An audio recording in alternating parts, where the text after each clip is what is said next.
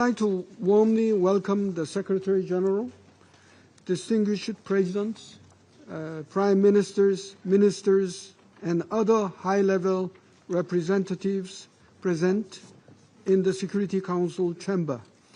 Your presence today underscores the importance of the subject matter under discussion. In accordance with Rule 37 of the Council's Provisional Rules of Procedure, I invite the representatives of Czechia, Estonia, Finland, Italy, Luxembourg, Slovakia, Spain, and Ukraine to participate in this meeting. It is so decided.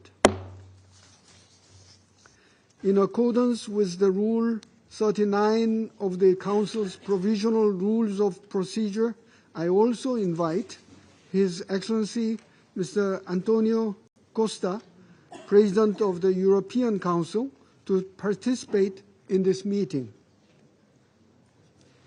It is so decided.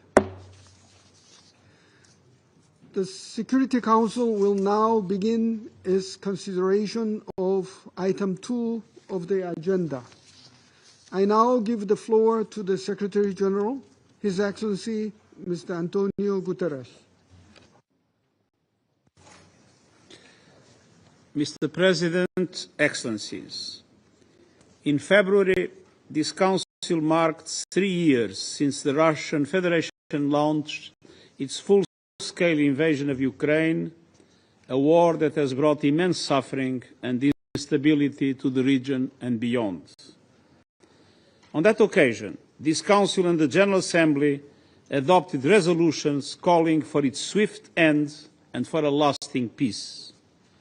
Since then, we have seen intense diplomatic engagement, but we have also seen an intensification of the fighting across Ukraine and at times into the Russian Federation. Ukrainian civilians continue to endure relentless bombardment in their homes, schools, hospitals and shelters. Critical civilian infrastructure is being destroyed with alarming regularity, and the number of Russian missiles and drones striking Ukrainian cities and towns has reached record levels. As a result, the past months have seen some of the highest numbers of civilian casualties since the war began. Overall, more than 14,000 civilians, including hundreds of children, have been killed in Ukraine. Over 36,000 civilians have been injured, and these are just the verified numbers. Civilians inside the Russian Federation are also increasingly being affected. Let me be clear. Attacks against civilians and civilian infrastructure are prohibited under international law. They must stop now. In Ukraine, access to water, electricity, healthcare and education has been severely disrupted. Massive strikes on energy infrastructure threaten to plunge millions into darkness and cold as they face a forced winter at war. The threat to nuclear sites remains deeply concerning, particularly at the Zaporizhzhia nuclear power plant. All parties must uphold their responsibilities under international law to protect their safety and security. The United Nations remains fully mobilized to continue our life-saving aid to all those in need. I call on donors to scale up their contributions to the humanitarian response plan for those affected by the war inside Ukraine and across the region. And I urge all parties to ensure safe and unimpeded humanitarian access to reach the most vulnerable wherever they are. Mr. President, as we mark the 80th anniversary of the end of World War II, the latest incidents impacting neighbouring countries remind us of the real risk of further expansion of the conflict and the continuing threat it poses to European security. 3.5 years into this war, our position remains clear, principled and consistent: to respect and protect civilians, to mitigate the regional and global impact of the conflict, and to uphold the UN Charter. Recent high-level diplomatic efforts deserve recognition. I commend the dedication and political will demonstrated by the United States and others seeking to enable diplomatic solutions. I also welcome the direct talks between Ukrainian and Russian delegations in Istanbul, which have led to the return of hundreds of prisoners of war. They have also helped open channels to address other urgent humanitarian concerns, including the fate of detained Ukrainian civilians and abducted children. But progress on a much-needed ceasefire and a lasting peaceful settlement remains painfully slow. Every day of continued fighting undermines the chances for diplomacy to succeed and increases the dangers of further escalation. Excellencies, as this Council recalled early in the crisis, all Member States have undertaken, under the Charter, the obligation to settle their international disputes by peaceful means. We cannot afford to lose the current diplomatic momentum, as fragile as it might be. The longer this war continues, the more devastating its consequences for everyone. I therefore reiterate my appeal for a full, comprehensive and sustainable ceasefire. A ceasefire that paves the way for a just, comprehensive and lasting peace. A peace that is in line with the United Nations Charter, international law and relevant UN resolutions. The United Nations is committed to fully supporting all meaningful efforts to end this war and to build a future of dignity, security and peace for all. Thank you. I thank the Secretary General for his briefing. I now give the floor to His Excellency Mr. Volodymyr Zelensky, President of Ukraine. Very much, President. Thank you, Mr. Secretary General, distinguished leaders, representatives of states and governments, and all those who still pay attention to the work of the United Nations. We must admit the world's attention to the UN is fading. The organization has less influence, and too often there is a lack of real decisions on fundamental issues. This is exactly what we need to speak about today, about the tools that sadly are not working now. But they will work, I'm sure. They will work if you are active, if we are active, because the main tool is in your hands.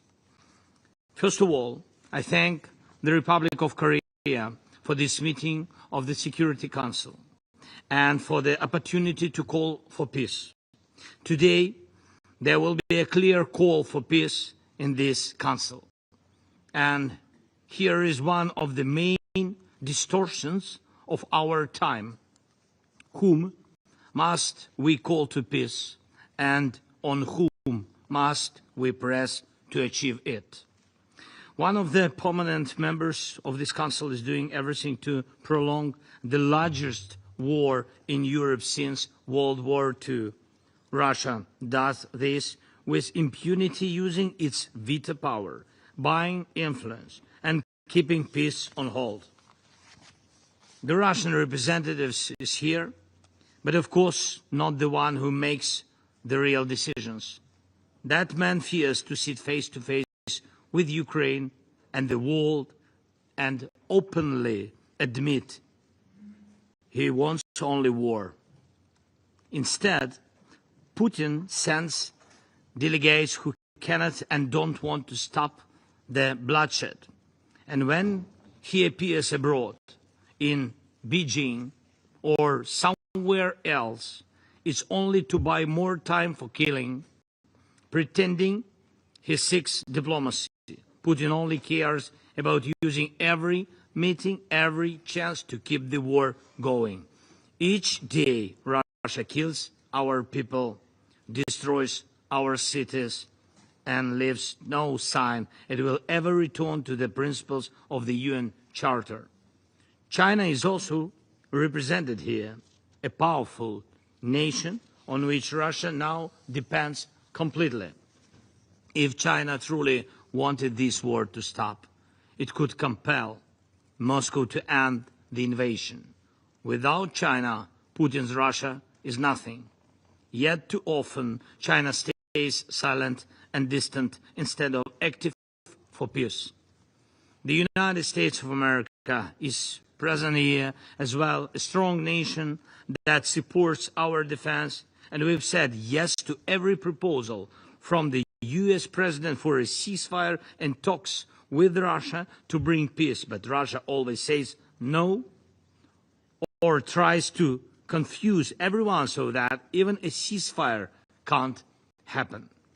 And I met with President Trump just now, and we spoke about how to finally bring peace, and we discussed a few good ideas, and I hope they will work. And I'm grateful for this meeting, and we expect America's actions to push Russia toward peace. Moscow fears America and always pays attention to it. The United Kingdom is here, a permanent member of the Security Council. France is here, also a permanent member. Both nations support us, support our people, our independence. Both promote diplomacy, and both are parties to a document that was supposed to be a positive milestone, together with the other permanent members of the UN Security Council. But instead, it became a warning to the world. The Budapest Memorandum, meant to guarantee Ukraine's security in exchange for giving up nuclear weapons, failed. It proved that international promises can turn into blabbering. That is why today, with Britain, with France, and already with more than 30 nations in our coalition of willings, we are building a new security architecture. We count on the United States of America as a backstop. Real security guarantees must become the line Russia cannot cross again. Here is one example of how strength can stop war. If we could strengthen our skills with a joint system to shut down skies, with a short system to shut down Russian missiles and drones, it would force Russia to stop its attack from the sky, because everything could be shut down, and so Putin would be forced to sit here or in another respectable venue and look for a truce on the ground. If there is no war in the sky, Russia can't keep fighting on the ground. I have talked about this with President Trump and with other leaders. Why do I say this now and here? Because you, the United States, China, Britain, France, the permanent members of the Security Council, represent the world's essential power, the power that must act when international law alone cannot. And no, not Russia. With this war, Russia has discredited itself, even for those who do not yet criticize Putin openly. They still feel that Russia's presence brings no good. Excellencies, behind every international institution, there must be real strength to enforce decisions. This is true for the Security Council and for the UN as a whole. If you stand together for ending this war, even Russia will have to obey. And if some of you act while others delay, the war goes on. Ukraine wants peace more than anyone in the world. The front is on our land, and we mourn our people, and we try to save our cities and to save our small villages. Russia ignores its dead, blind to its own losses. But one day it will see and it will hear, and it will happen when it sees your actions, when it hears your united call for peace. That is my appeal to you today. Be the force that act together, please, united lest to stop Russia's war. And we know how to guarantee security. What we need now is a strong push to force Russia toward peace. Thank you. Slava Ukraini. I thank His Excellency Mr. Zelensky for his briefing. I shall now make a statement in my capacity as Minister for Foreign Affairs of the Republic of Korea. Once again, I thank the Secretary General for his insightful briefing. I welcome the presence of President Zelensky in this meeting, and I also appreciate the participation of other countries in this important discussion. More than 3 years have passed since Russia launched its full-scale invasion of Ukraine. The drone incident along Poland's eastern frontier 2 weeks ago is a reminder that the battlefield may no longer be confined to Ukraine, posing a threat to the peace and security of neighboring states. This conflict has had grave consequences.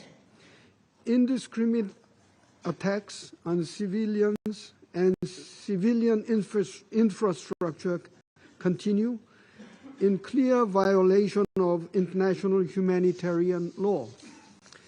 The humanitarian situation remains severe, with millions of Ukrainians displaced, communities disrupted, and essential services under constant threat. These attacks must end.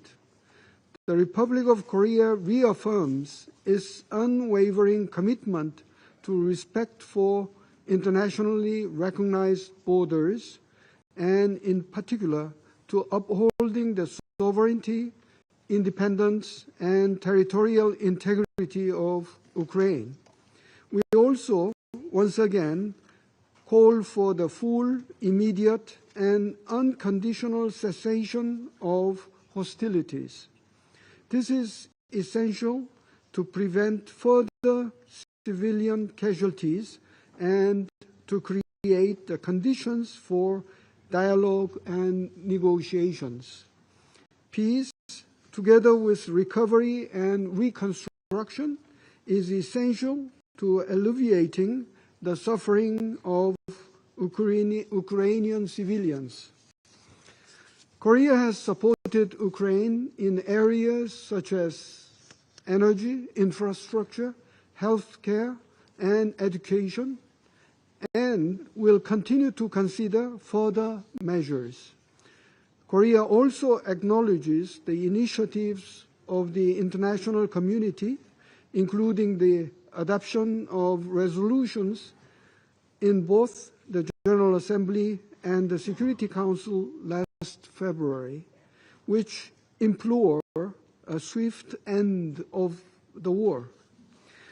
Taking note of the ongoing discussions among the US, Russia, and Ukraine and European partners, we hope these efforts will contribute to the realization of a peaceful settlement.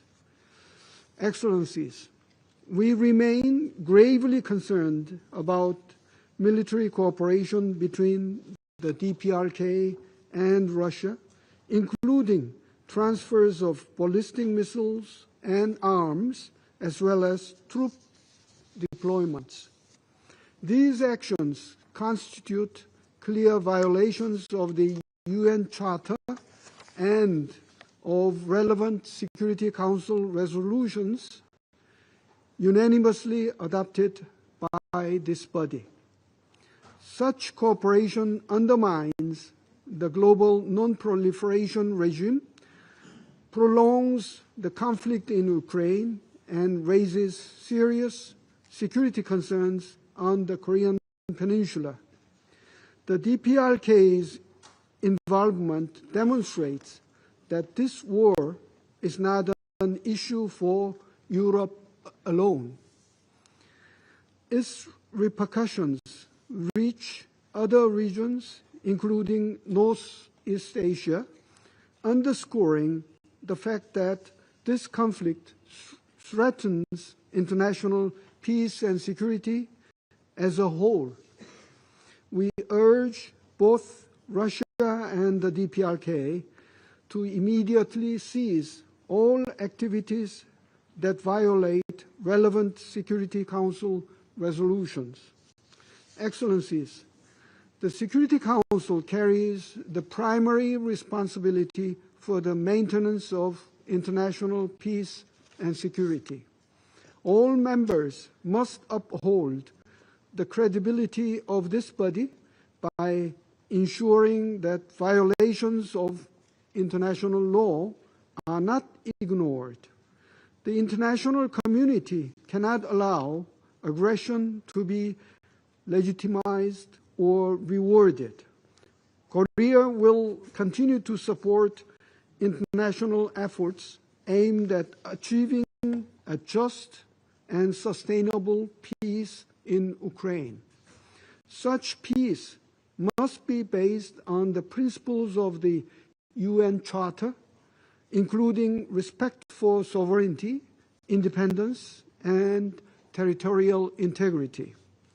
Only peace founded on these principles will ensure stability for Ukraine and reinforce the rules-based international order that benefits all member states.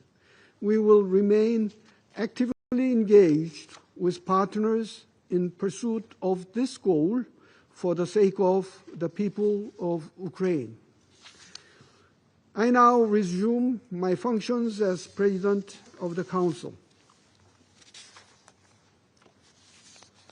I now give the floor to Her Excellency, Ms. Tanja Fajon, Deputy Prime Minister and Minister for Foreign Affairs of the Republic of Slovenia. Mr. President, Mr. Secretary General, allow me to take this opportunity to thank you for your words today and for your personal engagement on this matter over the past years. Ministers, dear colleagues, I sit here with you today exactly 1 year after I presided over Council meetings on the very same issues, the wars in Ukraine and Gaza. Reflecting on these two conflicts, I cannot ignore the many troubling similarities they share.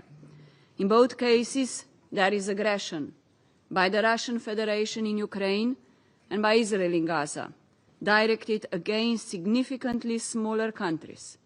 In both cases, international law is being openly and repeatedly violated. And I must ask, how many more times will we need to gather here before we put an end to these tragedies? Dear colleagues, the war in Ukraine has accompanied my entire tenure as Minister of Foreign and European Affairs. As such, I feel compelled to reflect more deeply on some of its aspects, because I fear that over time, certain elements may have begun to fade from our memories. First, now well into its 4th year, this war continues to escalate. We are witnessing a record number of aerial attacks far from the front lines, causing record numbers of civilian casualties across Ukraine. Second, the rationale behind this war keeps shifting. We've heard justifications ranging from the welfare of Russian minority to Ukraine's Euro-Atlantic aspirations, vague security concerns, and accusations of nationalism within its government. But colleagues, let's remind ourselves, under the UN Charter, none of these reasons provides ground for war. None of them can justify aggression. This is not the first time the Security Council has found itself paralyzed, unable to take meaningful action. but that does not absolve us from our responsibility to protect civilians in armed conflict. Just as this applies to Ukraine, it applies equally to Gaza, Sudan, and to any other region suffering the consequences of war. And as with any protracted conflict, we must continue to confront the facts. We must speak out where condemnation is warranted, because failing to do so is failing to acknowledge reality. And without that, meaningful steps forward are rendered impossible. We condemn the violations of international humanitarian law. We condemn the abductions and forcible transfers of children. We condemn attacks on critical civilian infrastructure. We condemn that Russia keeps responding to Ukraine's calls for peace and ceasefire with drone swarms and missile strikes. We condemn this war of territorial conquest that countries to erode the foundations of the UN Charter and the credibility of this organization. Mr. President, Slovenia believes firmly in the urgent need for a ceasefire and the start of meaningful peace negotiations. These are objectives we know the majority of the Council can support. Slovenia stands ready to work towards a just and lasting peace, one rooted in the principles of the UN Charter. Every nation has the right to shape its own future. Every person deserves to live in peace, dignity, and freedom. And my country will continue to aid the Ukrainian people until they achieve what they deserve. Thank you.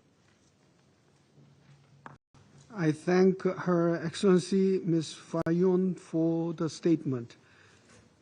I now give the floor to His Excellency Mr. Lars Løkke Rasmussen, Minister for Foreign Affairs of Denmark. Thank you, Mr. President, and thank you for the Republic of Korea for convening this meeting and the Secretary General for his briefing. I warmly welcome the participation of President Zelensky and his important statement today. Whatever one Council member may claim, there's only one root cause of the war in Ukraine: Russia's illegal invasion of a sovereign UN member state, a blatant violation of the UN Charter, an illegal war of aggression to withdraw borders and take territory by force. But Russia's full-scale invasion was repelled by Ukraine's brave armed forces and with the support of countries opposed to Russia's aggression. But above all, by the determination of Ukraine's people, who refused to lose their independence, to have their national identity erased. With no quick military victory, Russia's leaders switched tactics to terrorize Ukraine into submission. Waves of drones, missiles and bombs hitting civilians and civilian infrastructure, killing the elderly waiting for their pensions, children sleeping in their beds, mothers and babies in maternity wards, rescuers as they search for survivors in the rubble of homes. Daily shocking violations of international law, attacks on the civilian power grid to freeze families in winter, drones used to hunt civilians, sexual assaults, torture and execution of prisoners of war and other detained persons, deporting children. Acts that have been declared war crimes and crimes against humanity by the UN and for which arrest warrants have been issued by the International Criminal Court. And yet, Mr. President, the Kremlin will have us believe it wants peace, that the aggressor somehow is the victim. But Russia's actions speak louder. The 20 largest air attacks on Ukraine's cities have all happened since May, this May. July was the deadliest month for Ukrainian civilians in over 3 years, with more than 1,600 civilians killed or injured. Since the Council passed Resolution 2774, Russia has shown no interest whatsoever at a first step on the path to peace. Russia's leaders clearly mean to prolong and escalate the war. Russia's repeated violation of European sovereign airspace with aircraft and drones underline Russia's insistence of staying on a path of war. These reckless acts threaten the security of our citizens, threatens the regional stability and international peace. Mr. President, for peace to have any chance in Ukraine, the very first step must clearly be for the weapons to fall silent. Ukraine offered an unconditional ceasefire months ago, and we have all witnessed Russia's response: escalation. Therefore, the international community needs to increase the pressure on the Kremlin through additional sanctions and measures against the shadow fleet. This is the only way Russia might engage in the peace talks in good faith. Mr. President, we are also focused on the humanitarian needs and other needs in Ukraine. My own country, Denmark, recently launched the Ukraine Transition Program to enhance Ukraine's resilience and ability to meet its people's urgent basic needs. With a new winter around the corner, Ukraine's needs will increase, and it is our duty to support them. I was in Kiev 10 days ago to launch this program, and I saw the determination of the Ukrainian people with my own eyes. They want to build a future and end this senseless war. We all pledged to uphold the UN Charter, to ensure countries can live in peace within their borders. In the 18th anniversary year of the founding of the UN, any other outcome would be a tragedy. When Denmark was elected to the Security Council, we pledged to uphold international law, and we will continue to do so in all cases. Thank you. I thank His Excellency Mr. Rasmussen for the statement. I now give the floor to His Excellency Mr. Jean-Noël Barrot, Minister for Europe and Foreign Affairs of France. Monsieur le Président, Mr. President, 80 years ago, men and women from all continents signed before history a pact for global peace and security. On the 26th of June, 1945, in San Francisco, the United Nations was born. And in the Charter of the United Nations, these potent words were etched. We, the peoples of the United Nations, determined to save succeeding generations from the scourge of war. 80 years later, in a sinister echo, Russia is violating the most essential principles of this founding text. Since the 24th of February 2022, it has been perpetrating unjustifiable atrocities in Ukraine. Russia is acting in a lawless way. Vladimir Putin is acting in a lawless way. The International Criminal Court in March 2023 issued an arrest warrant against Vladimir Putin for the deportation of Ukrainian children to Russia. Russia was condemned by the General Assembly of the United Nations, a resolution dating March 2022, a resolution dating February 2023, the resolution dating February 2025, and not to mention the resolution dating March 2014. On 9 occasions, the General Assembly denounced the Russian invasion, called for a ceasefire, for the respect of the integrity of Ukraine, and for a just, lasting peace in accordance with the Charter of the United Nations. Despite all of these condemnations, Vladimir Putin has dug in his heels. Brutality, lies, uninhibited violence.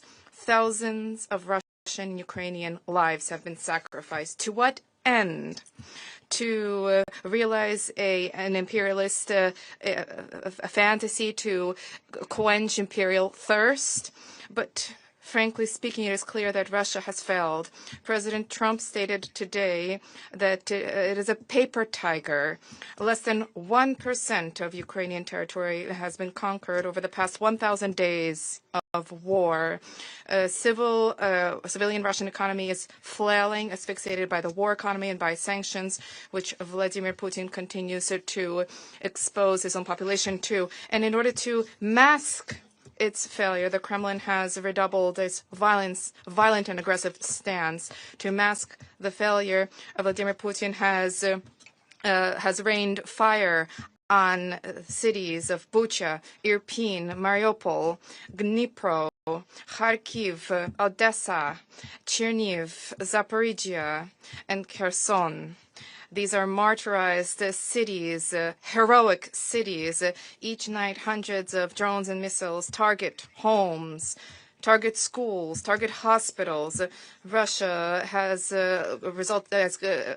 in flagrant breach of international humanitarian law has resulted in tremendous civilian casualties. In order to hide these failures, Vladimir Putin has been spreading, has sought to foment conflict within unacceptable incursions in the airspace of Poland, Romania, and Estonia, hybrid attacks, electoral manipulations, digital attacks which target the democracies of Europe.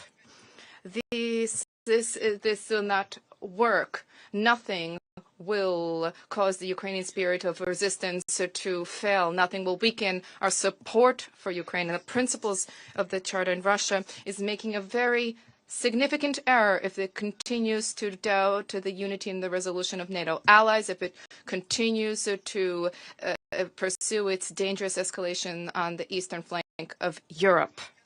On 24 February last, Mr. President, the Security Council, through Resolution 2774, which is tabled by the United States and supported by the Russian Federation, for an end to the conflict as soon as possible. This resolution needs to be implemented in full.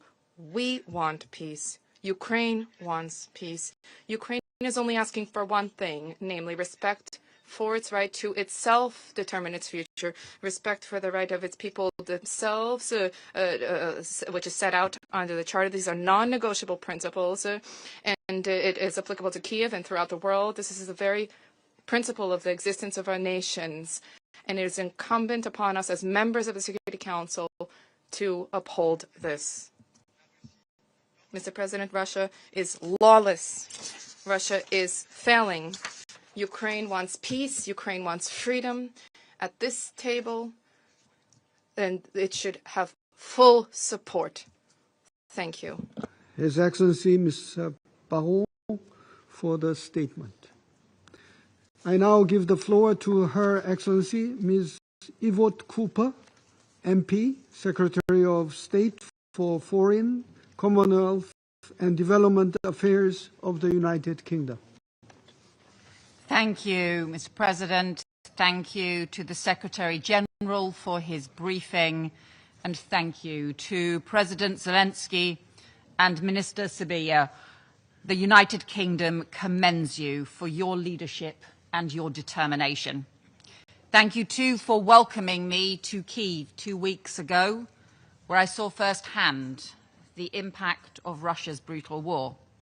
And I met families whose lives had been uprooted, their homes destroyed, their children's education torn apart.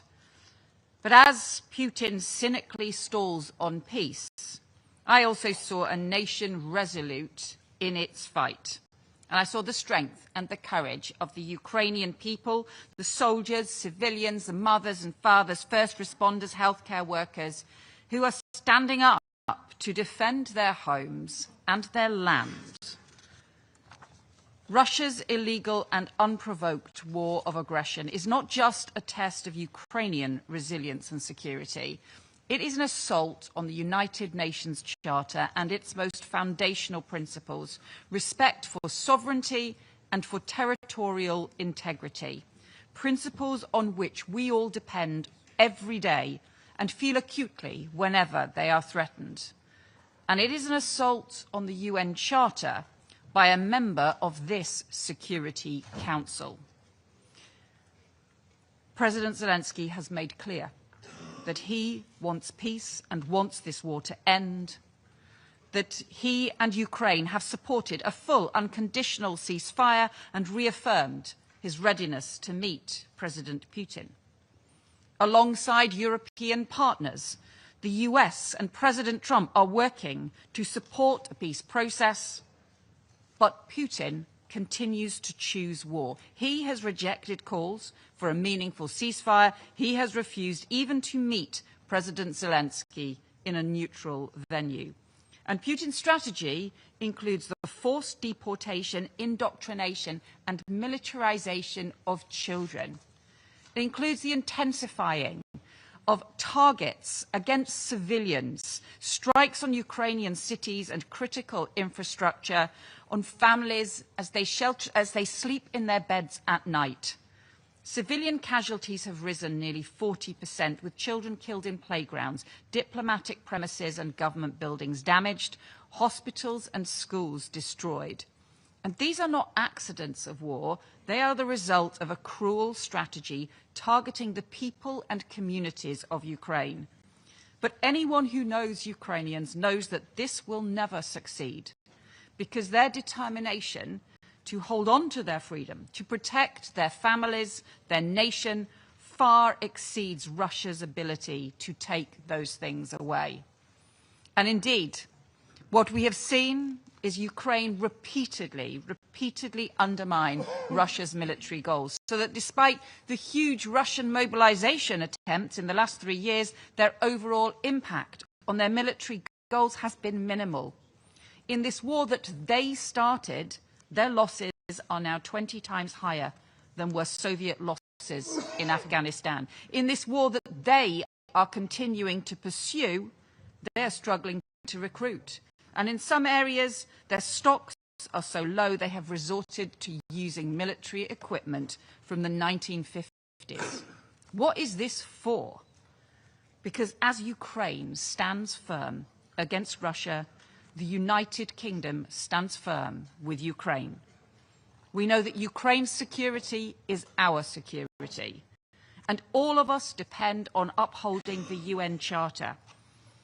We know that Russia exports interference, disinformation and instability well beyond Ukraine, from cyber attacks in Moldova to the deployment of mercenaries in the Sahel. Russia's actions seek to undermine democracies, fuel conflict and spread instability far beyond Europe's borders. And in recent weeks, we've seen provocative and reckless violations of NATO airspace in Estonia, Poland and Romania, against which NATO stands firm, and we will be ready to act. So the UK will continue to stand with Ukraine, providing the support it needs to defend itself now and to rebuild in the future. Rebuilding as a strong, prosperous nation, free to make its own choices. And so I say to the representative of the Russian Federation, we will target your ailing economy, your oil and gas revenues that are paying for this war, the defence industries making your munitions and weapons, because we know for Russia the price of war is piling up and the sanctions are tightening the screws. Falling energy revenues are squeezing the state budget, and oil revenues are now at a 5-year low, but we will go further, be in no doubt. And to our Ukrainian friends, I say, you have the UK's unwavering support now and for decades to come. And to this Council, I simply offer a reminder that 80 years ago, our predecessors came together as United Nations to save succeeding generations from the scourge of war. That mission remains as noble today as it was in 1945. Each generation is tested anew, and we must rise to this test for Ukraine and for us all. Thank you. I thank Her Excellency Ms. Cooper for the statement. I now give the floor to His Excellency Mr. Ahmed Attaf, Minister of State, Minister of Foreign Affairs, National Community Abroad, and African Affairs of Algeria. Vous avez la parole. Shukran. Shukran. Thank you, Mr. President. We are meeting once again to recognize with great regret, pain and bitterness the ongoing war that is raging in Ukraine. This war now is going into its 4th year, and we still can't see a solution on the horizon. And in the near future, we can't see any possibility of putting a lasting end to the effects of this war. My country had hopes with regard to the good offices and diplomatic efforts undertaken this year, and which had as their aim putting an end to this war through dialogue and negotiation. This is the only way that will allow the two warring parties to achieve the goal that they wish for. Today, even more than in the past, we would reiterate that these good offices and diplomatic efforts need to be relaunched. We must promote their impact, and in order to close the doors to escalation and the possibility of the conflict further widening in the region. This situation can only have disastrous consequences. The clear disparity between the positions of the two parties on a number of crucial issues must not prevent us from working towards bringing together the differing points of view and to reduce those differences, and also to reach a common ground of understanding that can revive hope with regard to a better future for these two neighbouring countries and a better future for the European continent, and finally a better future for the whole world.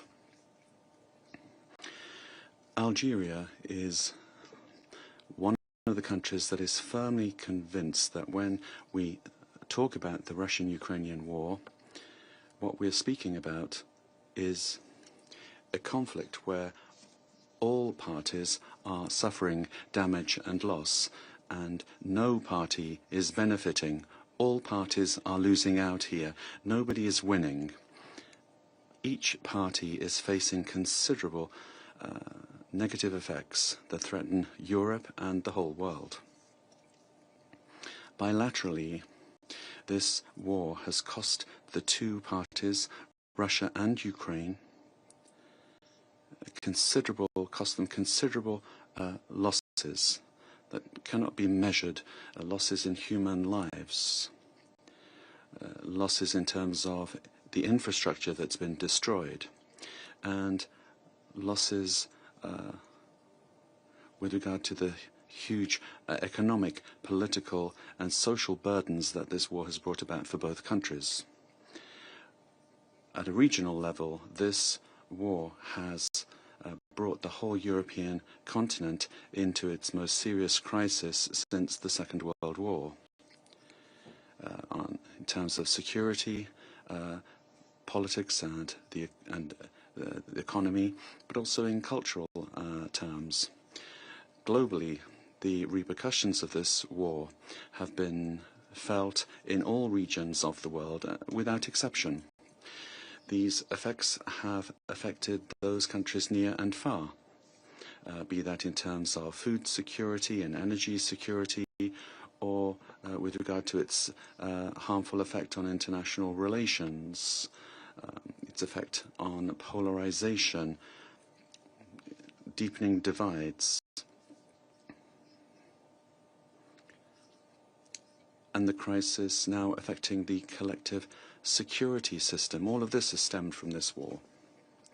For all of these reasons, and for other reasons as well, we reaffirm day by day that ending this war will not only preserve the interests of the parties involved, but solving this war is in the public international interest. And these considerations overall are the background to an initiative launched by the President of Algeria to deploy his good offices between the two parties in the conflict, Russia and Ukraine, on the basis of our historic friendship between Algeria and those that today have become two parties to this conflict. This requires, on our part, intensive work in order to put an end quickly to this war and find a lasting solution and sustainable peace. We are firmly convinced that the momentum of good offices and the diplomatic initiatives must be given priority over military confrontation, so that we can all play our respective roles in contributing to preparing the ground for a fair, lasting, and sustainable solution to this crisis, a political and peaceful solution, because the solution can only be political and peaceful in terms of its approach and its content, a solution that will guarantee that the root causes of the conflict are addressed and that the security interests of the two parties are taken into account. This approach, indeed, is the only one that will be able to provide a lasting and stable solution, which we all long for without delay. And finally, a solution that is based on the principles enshrined in the United Nations Charter, as well as in international law, because it's those principles that are there to be the arbiter between member states during a dispute. They protect all parties and they preserve the interests of all parties, without any discrimination or favoritism. I thank you for your attention. I thank His Excellency Mr. Attaf for the statement. I now give the floor to His Excellency Mr. Hugh Hilton Todd, Minister for Foreign Affairs and International Cooperation of Guyana. Thank you, Mr. President. Please accept my commendations for the Republic of Korea's efficient handling of the Council's business this month. I also like to thank the Secretary General for his valuable perspectives. Mr. President, Excellencies, today's meeting comes at a time when the ongoing war is at a heightened risk of spreading, with violation after violation of the territorial integrity of neighboring states. Guyana rejects the use of force against the territorial integrity or political independence of any nation state. All nations must be free to determine their own destinies as free peoples, including the projection and the protection of their interests. We therefore join the international community in reaffirming the purposes and the principles of the United Nations Charter and call for an immediate end to the conflict and attendant violations of international law. We deeply regret that a peaceful resolution is yet to be found and that the repeated calls for good faith negotiations and the cessation of hostilities have not been heeded. Even as Resolution 2774 remains unimplemented, we remain convinced that a peaceful solution is still possible and the only viable path forward. Peace, after all, can never be achieved through force, nor by one side imposing its will upon the other. Genuine and lasting peace requires strong political will, good faith dialogue, and a firm commitment by all involved to sustaining those efforts.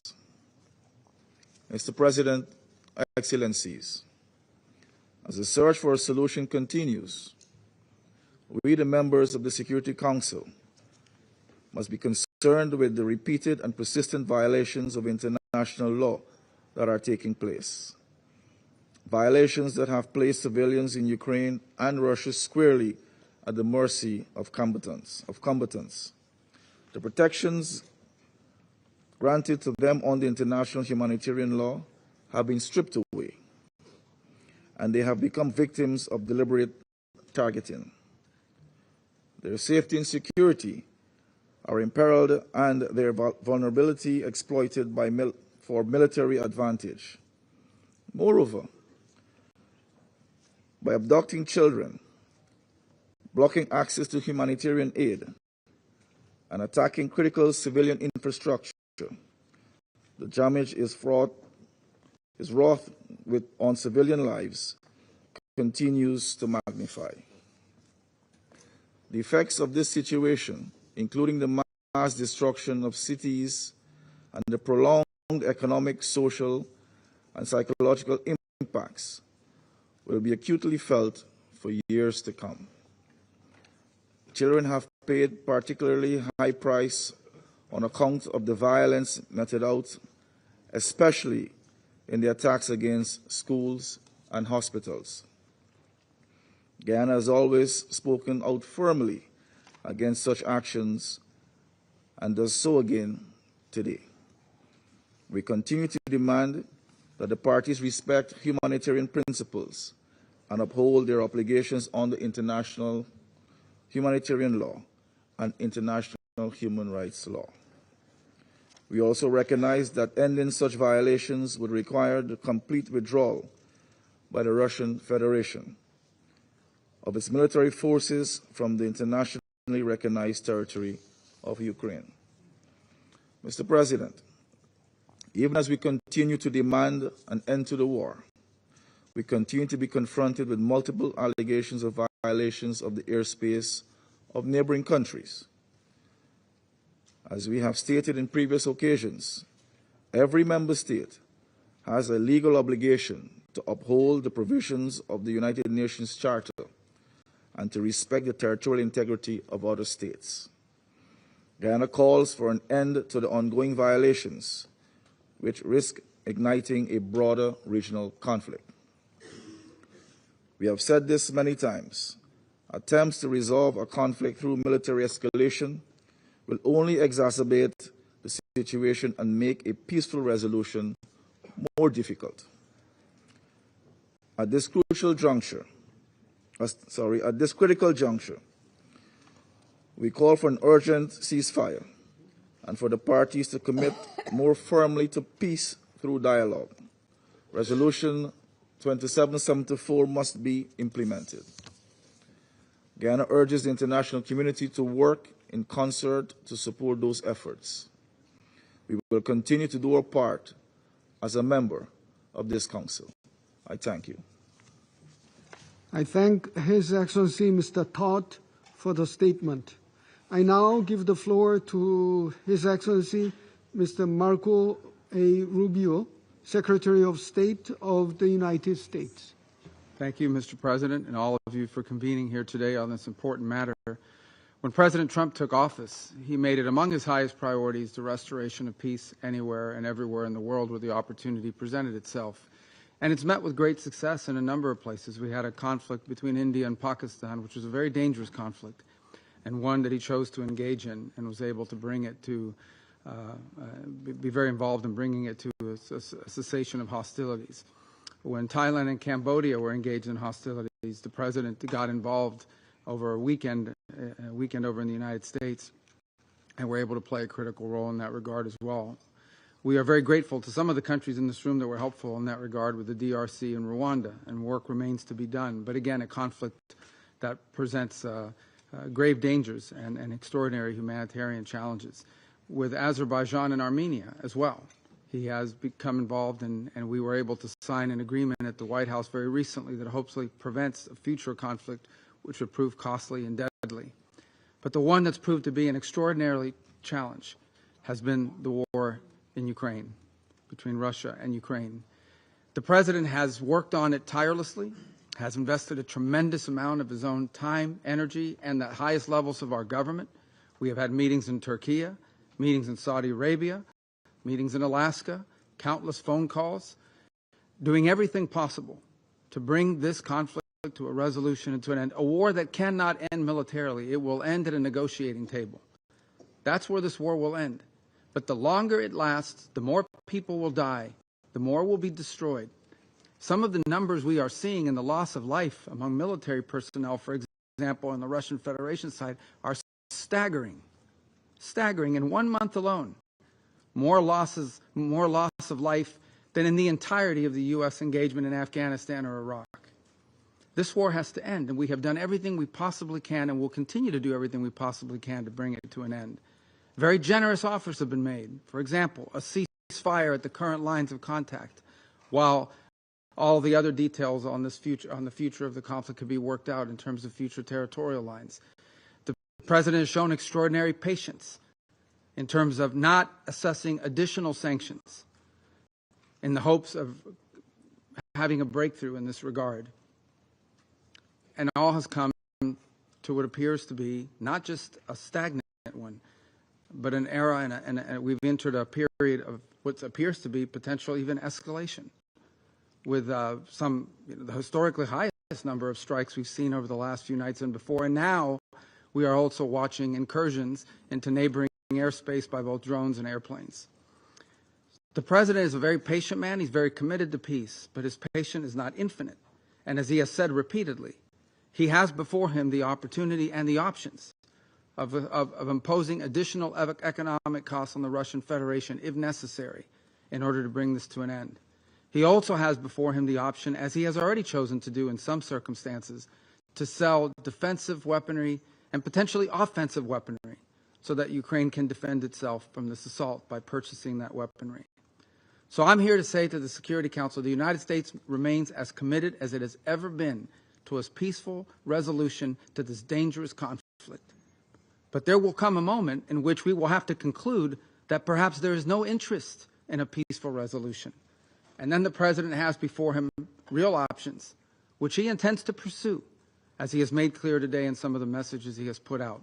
So I strongly urge the Security Council, the member states here, and those who are not part of this as well, to do everything in their power, and including the Russian Federation, to do everything within their power, and the Ukrainian side for that matter as well, but all sides, to bring this war to an end before it becomes something that will last another 3 or 4 years, lead to more destruction, both economic and at the same time a loss of life and loss of property and loss of futures. This war needs to end. But if it does not, if there is no path to peace in the short term, then the United States and President Donald J. Trump will take the steps necessary to impose costs for continued aggression. Thank you. I thank His Excellency Mr. Rubio for the statement. I now give the floor to Her Excellency Mrs. Alexandra Papadopoulou, Deputy Minister for Foreign Affairs of Greece. Thank you, Mr. President, and I would like to thank the Permanent Mission of the Republic of Korea to the UN for convening this meeting. At a time when the United Nations and its membership should celebrate the 80th anniversary of this organization's founding, the world faces multiple and severe crises, while many countries suffer from the scourge of war. Greece firmly believes that all crises could and should be averted through dialogue and diplomacy. Unfortunately, in the case of unprovoked Russia's war of aggression against Ukraine, This defied all diplomatic efforts and resulted in unprecedented loss of human life. For almost 4 years, Europe has experienced the most disastrous war in its territory since World War II. Greece has consistently backed all efforts to put an end to the war in Ukraine.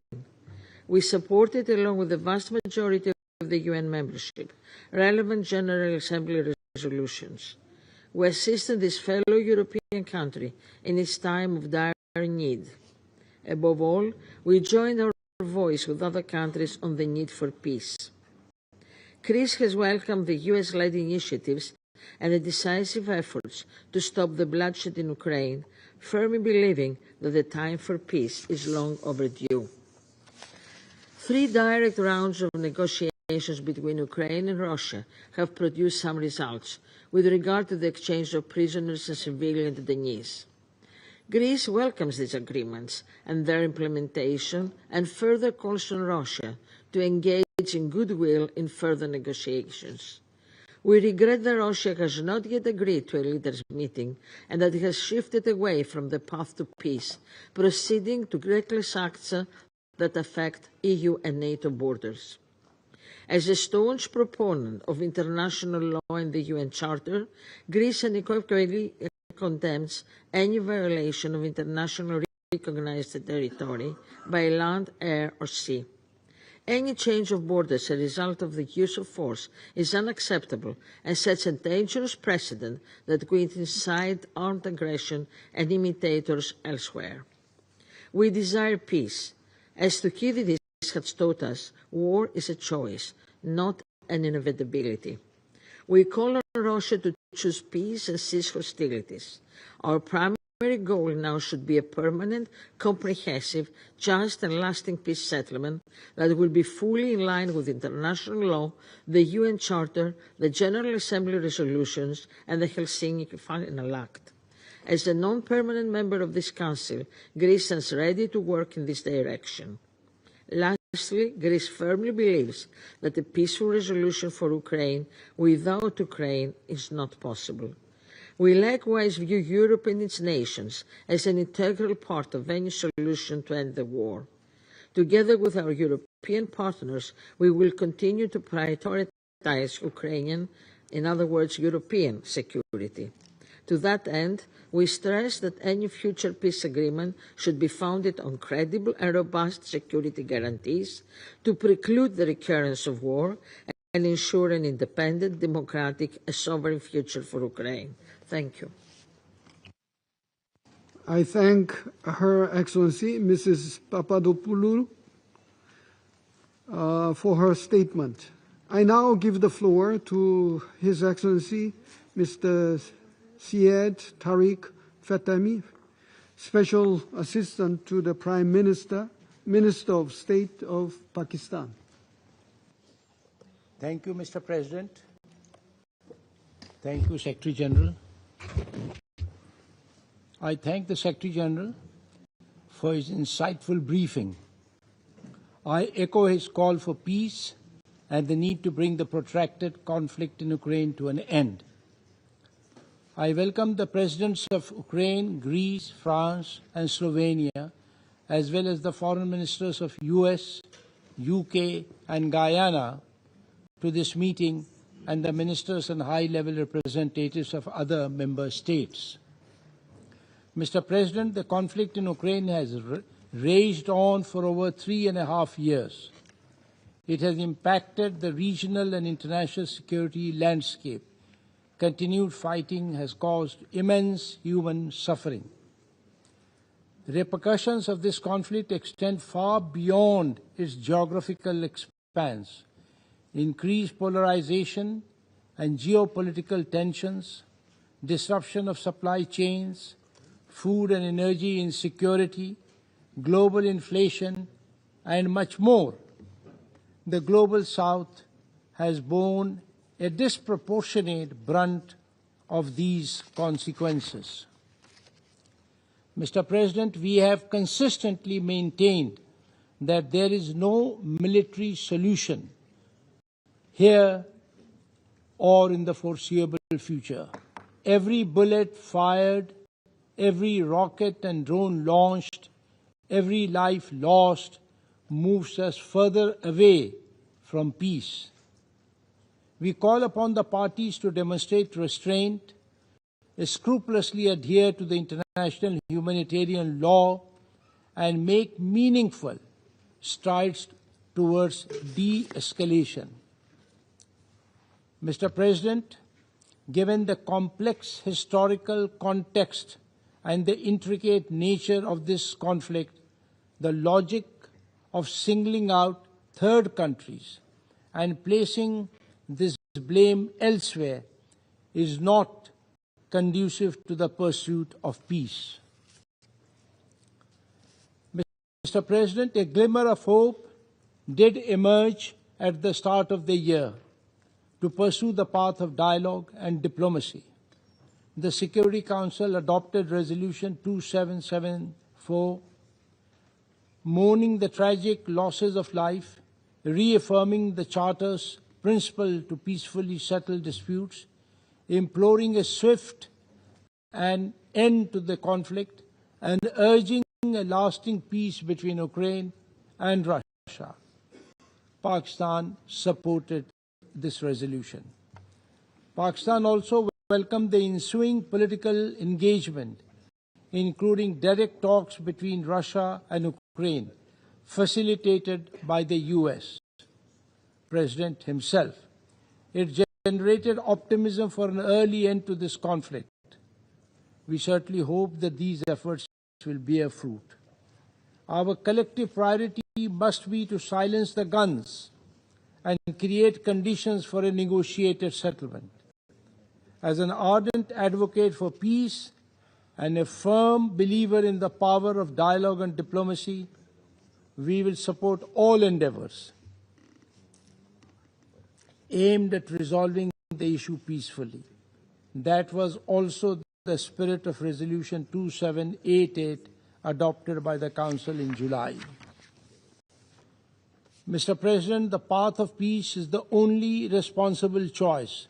A sincere and meaningful dialogue, which addresses the security concerns of all sides, is anchored in the principles of the UN Charter and international law, and respects the relevant multilateral agreements, can help secure peace, which is both just and sustainable. Pakistan will continue to support all regional and international efforts that pave the way for a peaceful resolution of this conflict. I thank you, sir. I thank His Excellency Mr. Fatemi.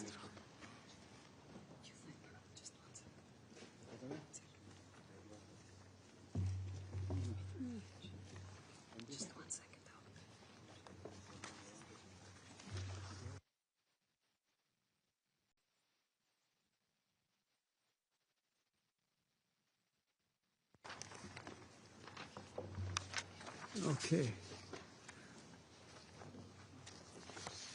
So I thank His Excellency Mr. Fatemi for the statement.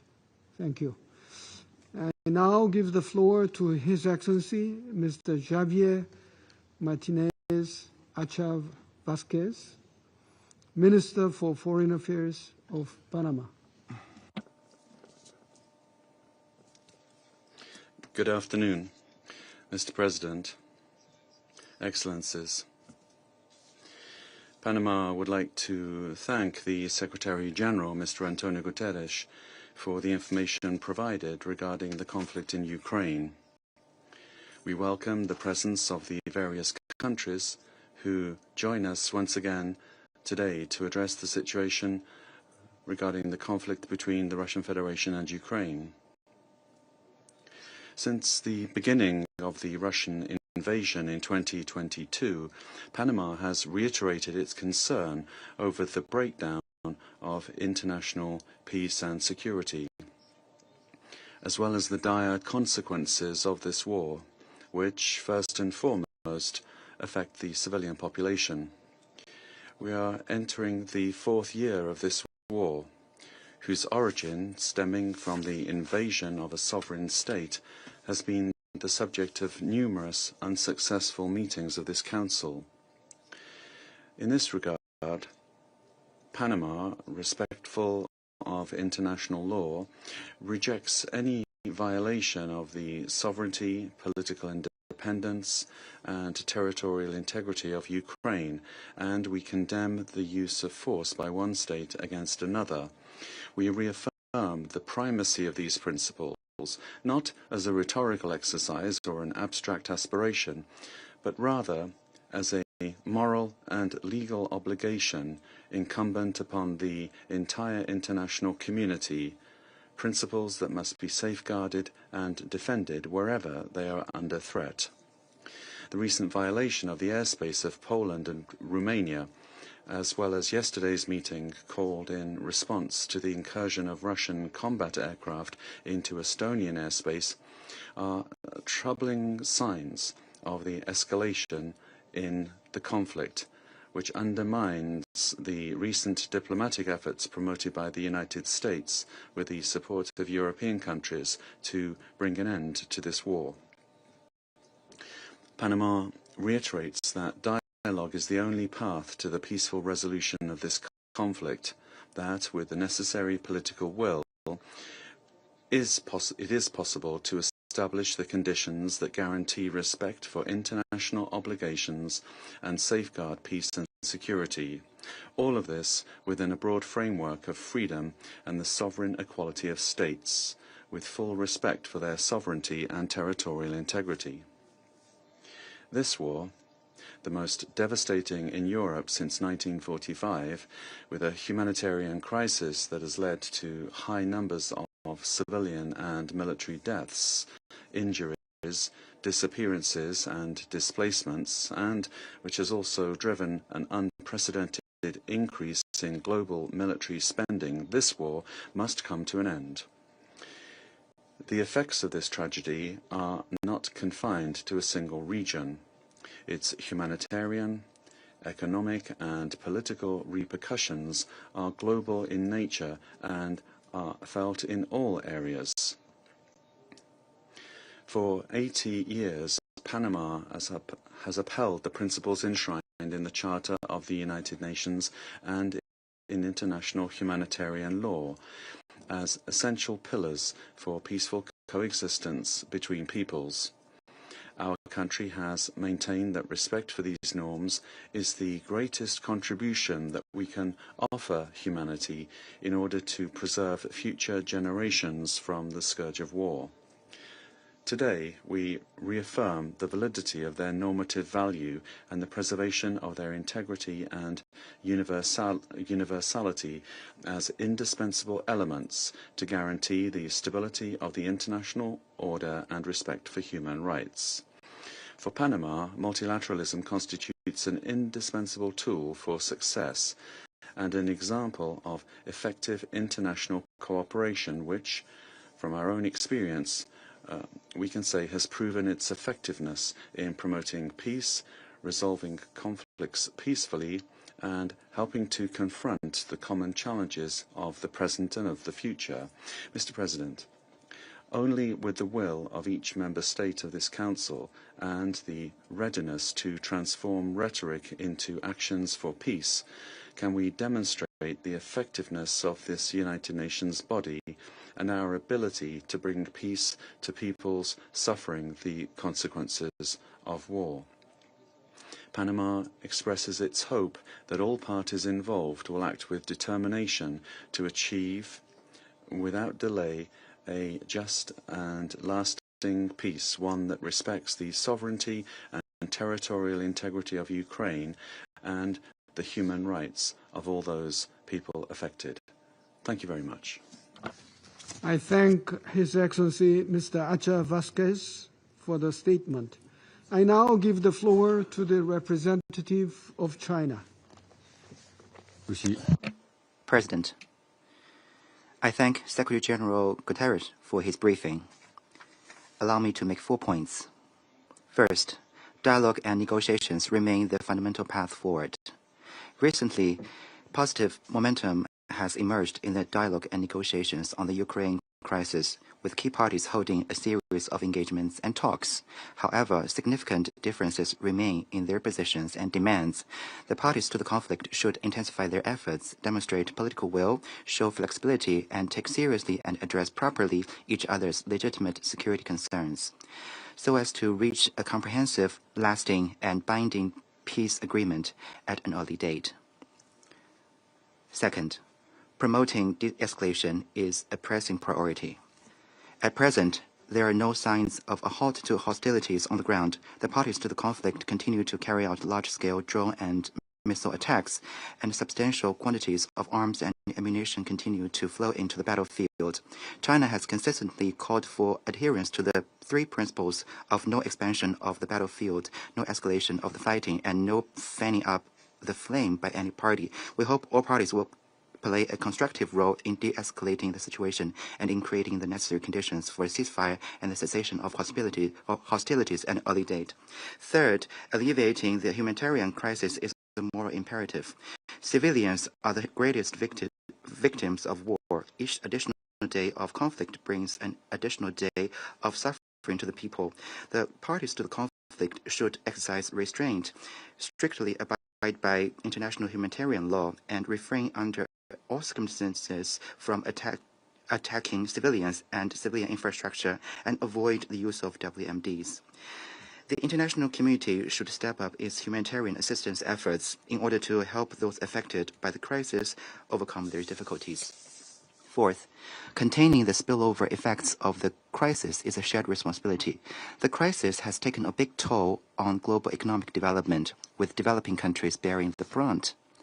The international community should strengthen cooperation on issues such as food, energy, finance, trade, and the protection of critical infrastructure in order to jointly maintain the stability and smooth functioning of global supply chains.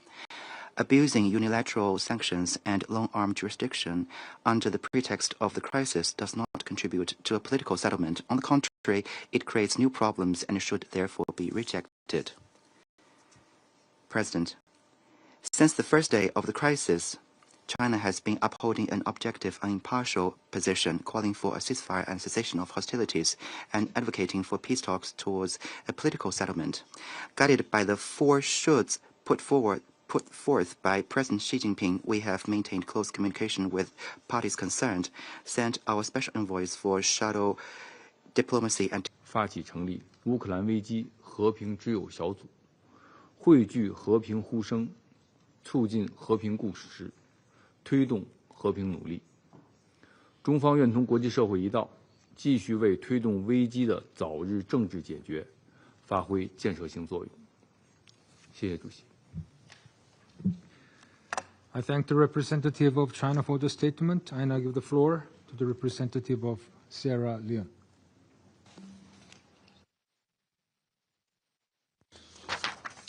Thank you, Mr. President. Mr. President, we thank you for convening this briefing on Ukraine at the request of Slovenia, Denmark, Greece, France, and the United Kingdom. I welcome President Volodymyr Zelensky's participation at this meeting. I thank the Secretary General, Mr. Antonio Guterres, for his comprehensive and sobering briefing. We also welcome the participation of ministers from neighboring countries in this meeting. For nearly 4 years, this Council has called for an end to a conflict that continues to inflict devastating harm on civilians and critical infrastructure. Since 2022, nearly 14,000 civilians, including over 700 children, have been killed and more than 35,000 injured. Sierra Leone has consistently condemned the disregard for sovereignty, territorial integrity, and the peaceful settlement of disputes enshrined in the UN Charter. Article 2.3 obliges member states to resolve their disputes by peaceful means while refraining from the threat or use of force. The neglect of these principles and international law in this conflict is troubling, as is the repeated use of force and the Council's failure to secure a ceasefire.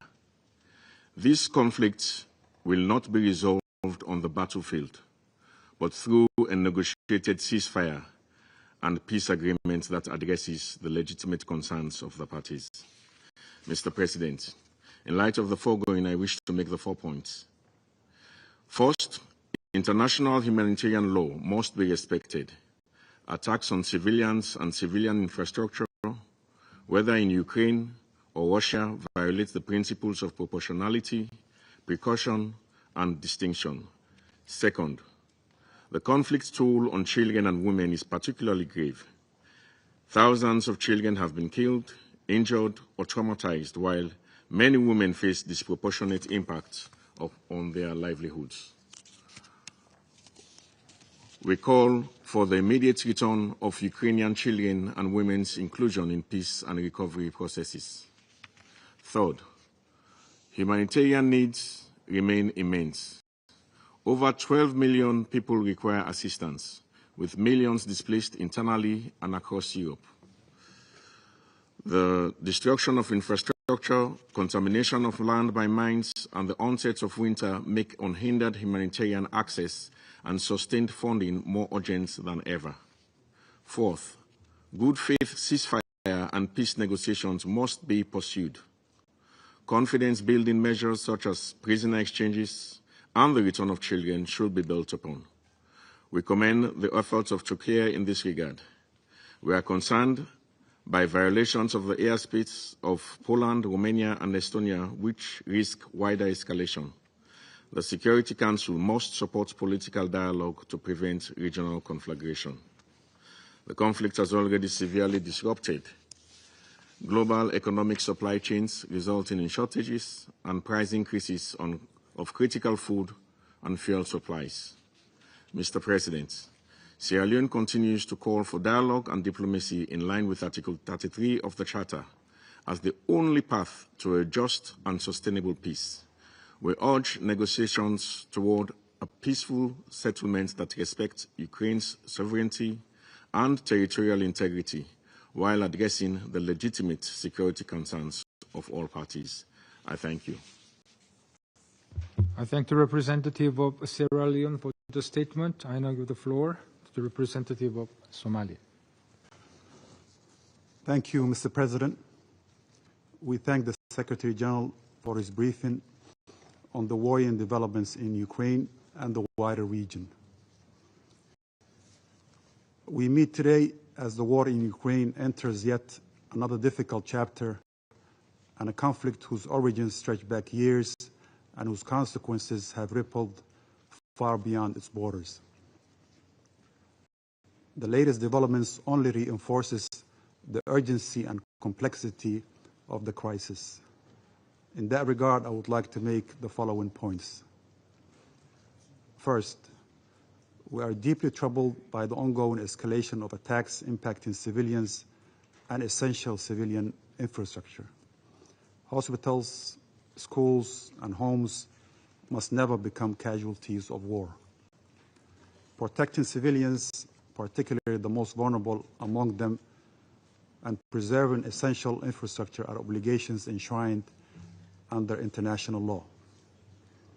Our delegation reiterates that all parties to the conflict must respect and uphold these principles without exception. Second, we must acknowledge that there can be no military solution to this conflict. My delegation welcomes the ongoing peace efforts spearheaded by President Trump to bring an end to this protracted conflict. We believe that every opportunity for peace and diplomacy, however brief, must be seized and built upon. We take note of the upcoming planned meeting between President Trump of the United States and Ukrainian President Zelensky on the sideline of the United Nations General Assembly, which we hope will advance dialogue and diplomacy. We also commend the humanitarian mediation efforts, including prisoners of war exchanges, and progress on these issues can build the trust necessary for broader engagement. Third, we are concerned by the recent reported military developments in the wider Eastern European region, which could escalate into a broader war in the region. These incidents underscore the escalating nature of the conflict and highlight the urgent need for a comprehensive de-escalation and utmost restraint by all parties to prevent a wider conflagration. Constructive and good faith engagement remain essential, and only through sustained diplomatic efforts and willingness to compromise can bring durable and just peace be achieved. Mr. President, in closing, my delegation reaffirms its unwavering support for all efforts aimed at addressing the root causes of the conflict and achieving a just and lasting peace in accordance with the United Nations Charter. The people of Ukraine and all those affected by this crisis deserve a future and a path to peace founded upon peace, security, and dignity. I thank you. I thank the representative of Somalia for the statement. I now give the floor to the representative of the Russian Federation. Спасибо, господин председатель. Крайне прискорбно, что члены Совета Безопасности вынуждены сегодня тратить время и присутствовать на заседании, инициированном нашими европейскими коллегами, исключительно по случаю очередных нью-йоркских гастролей одного всем нам известного бывшего актера. По этому случаю их здесь набилось как в метро в час пик, и каждое выступление, которое мы услышали и услышим, лишь перепевает предыдущие и не имеет никакого отношения к правде. Никакой добавленной стоимости для дела установления мира на Украине наше заседание, разумеется, не принесет и станет лишь очередным позорным эпизодом той ярмарки лицемерия, которая представляет собой подачу украинской тематики европейскими государствами. Европейские спонсоры режима Зеленского хотят, чтобы Совет Безопасности ООН жил, как и они, в некой параллельной реальности, в которой Украина не проигрывает на поле боя, теряя город за городом, а украинские граждане выстраиваются в очередь за тем, чтобы погибнуть в бессмысленной мясорубке за западные геополитические интересы. В этой извращенной картине, которую нам сегодня пытаются навязать, Украина – это островок демократии и свободы, а ее лидер-узурпатор, нарушивший все свои предвыборные обещания и бросивший в застенки тысячи сограждан, пользуется поддержкой всех украинцев, которые и в выборах-то, дескать, не видят необходимости, раз у них такой замечательный президент. Те, кто по каким-то причинам европейским кукловодам Украины в этом подыгрывает, должны понимать, что они по сути становятся соучастниками преступной манипуляции, цель которой – не допустить долгосрочного, справедливого и устойчивого мира на Украине, подразумевающего в том числе выработку таких гарантий безопасности, которые исключили бы угрозу нового конфликта в Европе. Это, по сути, сговор, направленный на то, чтобы украинцы по-прежнему тысячами погибали в бессмысленной братоубийственной бойне, которую западные недруги России готовили много лет, рассчитывая обескровить нашу страну, подорвать ее безопасность и экономический потенциал. За скобками при этом сознательно оставляются вопиющие для любого цивилизованного государства уродливые явления, которые не потерпело бы ни в своей стране, ни по соседству ни одно уважающее себя правительство. Нам всем, в частности, предлагается закрыть глаза на то, что обезумевшие от русофобии и вседозволенности своих сюзеренов киевские марионетки и не думают отказываться от гонений на русскоязычных граждан Украины, запрещая им, вопреки Конституции собственной страны, говорить на родном языке и учить ему своих детей. У нас на глазах людей под страхом смерти и преследований заставляют отказаться от своей идентичности, от своих духовных и исторических корней. А все так называемые европейские демократии этому рукоплещут, безосновательно утверждая, что Россия якобы хочет растоптать идентичность украинскую. У нас никогда не было такой задачи. Это огромная наглая ложь, продвигаемая киевским князьком для запугивания и оболванивания мировой общественности. Нам предлагается забыть, как обнаглевший от безнаказанности ненацистский режим в Киеве, пришедший к власти в результате спонсированного Западом нарушения устава ООН госпереворота, расстреливал беззащитных людей на юге и востоке Украины из танков и орудий, сбрасывал на них бомбы и заживо сжигал в Одесском доме профсоюзов, унижал и издевался над ними только за то, что они русские, и отказались принимать человеконенавистническую идеологию киевского режима.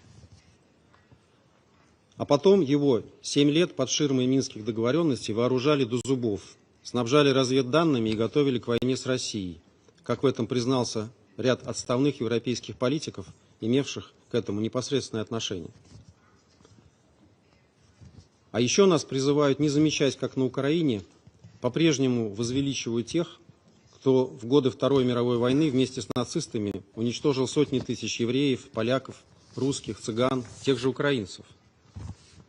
Как европейские партнеры Киева стыдливо опускают глаза, когда видят на телах обучаемых ими националистических украинских боевиков свастики и другие нацистские и ненацистские символы, которые запрещены в их собственных странах. Господин председатель, для тех, кто пытается заставить весь мир мыслить в этой извращенной парадигме, история начинается лишь в феврале 2022 года. Они не хотят вспоминать о нарушенных обещаниях не допустить расширения НАТО на восток и о неделимости безопасности. Хотят стереть из памяти то, что они сотворили в Киеве в 2014 году.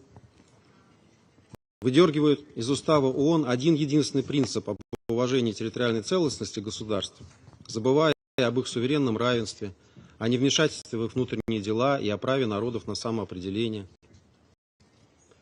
Они видят проблему только в действиях, которые стали ответом на их собственные шаги. На ходу подменяют международное право так называемым порядком, основанным на правилах, которые они сами же придумывают и навязывают другим. Украинский кризис – это прямой результат их действий и их шагов, предпринимавшихся много лет, несмотря на все наши предупреждения и призывы остановиться и сойти с курса, который ведет к катастрофе для этой страны. Сегодня же, когда эта катастрофа очевидна всем, кроме разве что спасающего свою шкуру и свои наворованные миллиарды главаря киевского режима и тех, кто привел его к власти, они пытаются подорвать усилия, нацеленные на установление долгосрочного и устойчивого мира на Украине. Название этой страны стало нарицательным не только для поголовной коррупции и тотального бесправия, но и для вопиющих двойных стандартов, которые коллективный Запад и подконтрольные ему СМИ демонстрируют в украинском контексте. Нигде в мире, ни в одном конфликте так последовательно не игнорируются бесспорные нарушения международного гуманитарного права со стороны киевского режима, использующего мирных жителей в качестве живого щита и размещающего средства ПВО в непосредственной близости от жилых кварталов. Это приводит к трагедиям, связанным с падениями на жилые дома обломков или промахнувшихся противовоздушных ракет, которых в иной ситуации не случилось бы, поскольку ВКС России, как уже неоднократно подчеркивалось, наносит исключительно высокоточные удары по объектам, относящимся к военно-промышленному потенциалу киевского режима. Кроме того, в большинстве случаев они являются ответом на удары украинских беспилотников по мирным объектам в российских городах, целенаправленные обстрелы укронацистов жилых домов, школ, детских садов и больниц, которые на Западе пытаются не замечать. К сожалению, им в этом подыгрывают и в секретариате ООН, где энергично подхватывают любые утверждения из Киева и игнорируют печальную статистику, озвучиваемую российскими властями.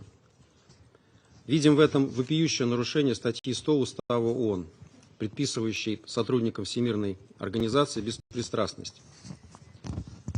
Чести Антонио Гутеррешу и его подчиненным подобная линия не делает. Господин председатель, всем нам сегодня понятно, что в ЕС и НАТО сильно влипли с антироссийским украинским проектом, запутались и заврались, и не очень представляют, как выпутаться из ситуации, в которую сами себя загнали. Раньше всех начали прозревать в Вашингтоне после прихода к власти новой американской администрации. Однако, вместо того, чтобы присоединиться к усилиям, направленным на установление мира, в Брюсселе и союзных столицах по-прежнему, по инерции или сознательно, раскручивают маховик войны, последовательно и без каких-либо оснований лепят из России образ врага, который неминуемо на них нападет, стоит ему только разделаться с Украиной. Сегодня эта партия войны потеряла сон, всячески стараясь подорвать итоги и понимания, достигнутые в ходе встречи президентов России и США на Аляске месяц назад. Закатывает истерики, в том числе и в этом зале, в связи с бездоказательными утверждениями то о залете в Польшу якобы российских беспилотников, то о якобы пролете над Эстонией российских истребителей. Подобная промывка мозгов и зомбирование населения, стремление повесить на Россию свои недоработки и ошибки и острейшие экономические и социальные проблемы, с которыми столкнулись европейские общества в результате собственных непродуманных санкционных мер, сравнимы разве что с обработкой немецких и итальянских обывателей накануне Второй мировой войны. А потом все эти манипуляторы, получив очередной горький урок истории, будут разводить руками и утверждать, что не осознавали последствий своих действий. Обнадеживает, что не все в Европе готовы следовать этим губительным путем. И появляется все больше политических сил и лидеров, которые отвергают войну и конфронтацию в Европе и агитируют за развитие взаимовыгодных и равноправных отношений с Россией. Мы выступали за такой сценарий с самого начала. Господин председатель, контуры будущего мира на Украине нам всем понятны. Как очевидно и то, что представления киевского режима о том, как он мог бы выглядеть, не имеют никакого отношения к реальности.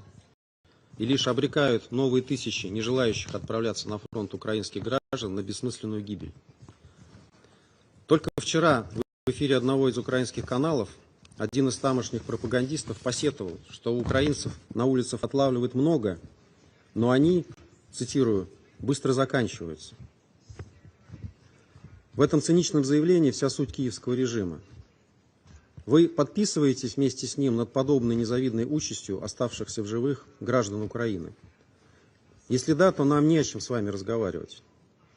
Если же вам они не безразличны, мы ждем вашей поддержки и искренней работы вместе с теми, кто пытается нащупать контуры реалистичного, долгосрочного и устойчивого мира, который остановил бы эту войну, начатую преступной киевской кликой в 2014 году.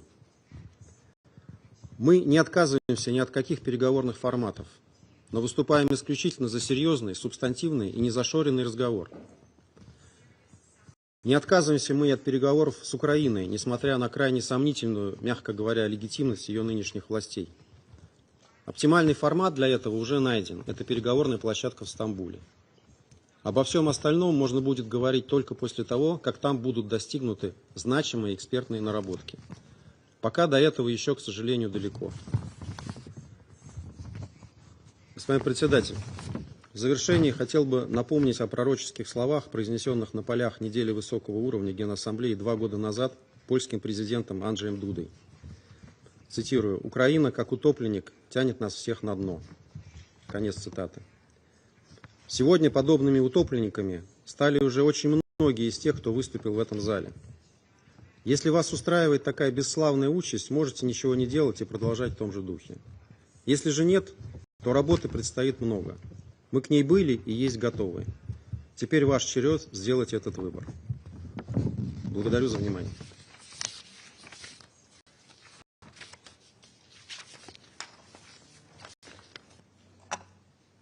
I thank the representative of the Russian Federation for the statement. I now give the floor to His Excellency Mr. Petro Pavel, President of the Czech Republic. Thank you, Mr. President, Excellencies. It is an honor to address again the Security Council, and I thank the Korean Presidency for this opportunity. The Czech Republic is proud to be among the founding nations of this esteemed organization and remains fully committed to upholding the Charter and the rules-based international order.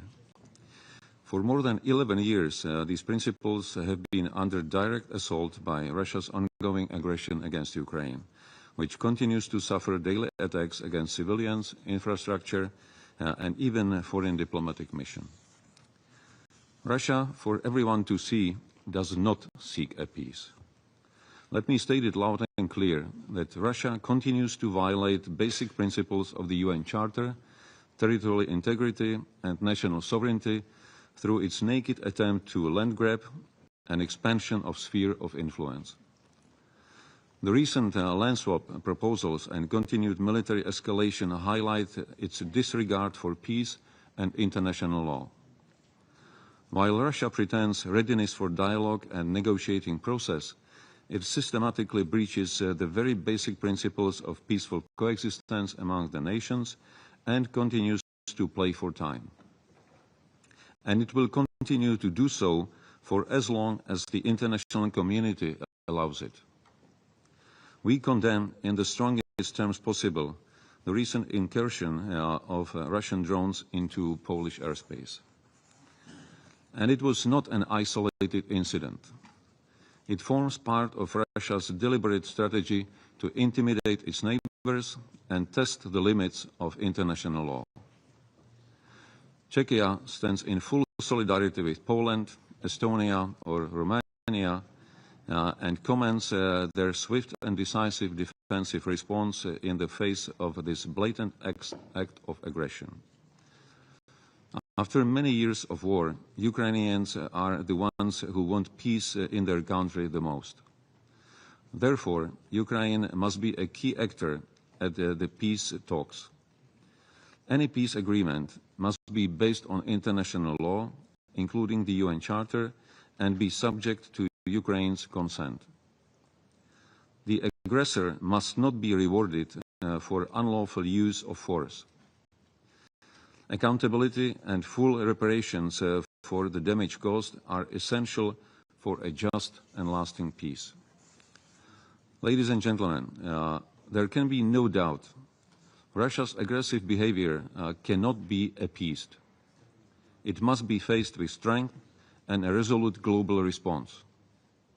We call on all members of the international community, and in particular on China, to assume their responsibility and stop enabling this divisive war of aggression, which risks escalating further and undermining global peace. Thank you for your attention. Thank His Excellency Mr. Pavel for the statement. I now give the floor to His Excellency Mr. Peter Pellegrini, President of the Slovak Republic. Mr. President, dear colleagues, ladies and gentlemen, first I want to thank the Republic of Korea for putting Ukraine on the agenda of this week's Security Council meeting. As a neighboring country, Slovakia is very concerned about the situation in Ukraine. Even though Slovakia and Republic of Korea are geographically distant, we both recognize the wide-ranging effects of this war. Its consequences extend beyond Ukraine and affect global peace, security and justice. 80 years ago, the UN Charter was created to prevent anyone from imposing their will on their sovereign neighbors or taking territory by force. We must stand firmly against such actions. We have given the Security Council the important responsibility to maintain peace and security and to uphold the Charter. Yet, the war in Ukraine has been ongoing for over 1,300 days. This is not just a European issue. It concerns us all. For a long time, we believed that meetings like this would not be necessary. We must consistently defend the UN Charter to ensure that such behavior does not happen again in the future, anywhere in the world. It is our duty to do everything we can to end this conflict. Ladies and gentlemen, as a country with a war right at our border, Slovakia sees the heavy toll it takes: civilian casualties, destruction of infrastructure, and violations of humanitarian law. This war has serious implications for my region and European security. Despite direct talks between President Trump and President Putin in Alaska, there has been no ceasefire or peace agreement. Although there were hopes for diplomatic talks and negotiations, the war continues. Russia refuses to stop fighting, forcing Ukraine to defend itself, its people, and its borders. Recently, there have been troubling incidents involving our allies. Just 2 weeks ago, Russian drones violated the airspace of Poland, our neighbor and ally. I want to express my strong support and solidarity with Poland, as well as with Estonia and Romania. An open door to negotiations should not be seen as a weakness or a call for more violence. It is not surprising that measures are being taken in response to threats to our shared security. Slovakia has consistently called for a quick and peaceful resolution to the war in Ukraine, including direct talks with Ukraine, the country most affected. We are ready to help and support guarantees for a lasting peace that aligns with the UN Charter and resolutions. President Trump has tried to step up and to move from discussions to actions, and he is still trying. The whole international community should continue to pursue peace resolutions to the war in 3 points. First, end of fighting. Second, mediated negotiations between Ukraine and Russia for a peace agreement. And 3, security guarantees for Ukraine, those that would sustain the cause of peace in Ukraine. Thank you very much. Thank you, His Excellency Mr. Pellegrini, for the statement. I now give the floor to His Excellency Mr. Alexander Stubb, President of the Republic of Finland. Thank you very much, Mr. President. I'm addressing the Security Council on behalf of the Nordic states, Sweden, Norway, Iceland, Denmark, and Finland. And I'm probably given the honor to do this because Finland shares a 1,340-kilometer border with Russia. Now, the Security Council has had Ukraine on its agenda for the last 11 years, with a few results on paper and even less on the ground. At the same time, it's quite clear that the General Assembly has overwhelmingly, on several occasions, condemned the aggression of Russia. The Council was entrusted with the primary responsibility to maintain international peace and security, and I think it's quite safe to say that we have failed in that. Ordinary Ukrainian civilians, and actually Russians as well, are paying a high price for this. Now, quite often I hear words that we need to eradicate the root cause of this war. The root cause is very simple. And the root cause is that Russia is not abiding by this, the UN Charter. It's really as simple as that. It is trying to violate the independence, the sovereignty, and the territorial integrity of Ukraine. Now, the UN Charter lays out the principles that underpin multilateralism. These principles, in my mind, are universal. Every country has taken a sovereign decision to uphold them when joining the UN.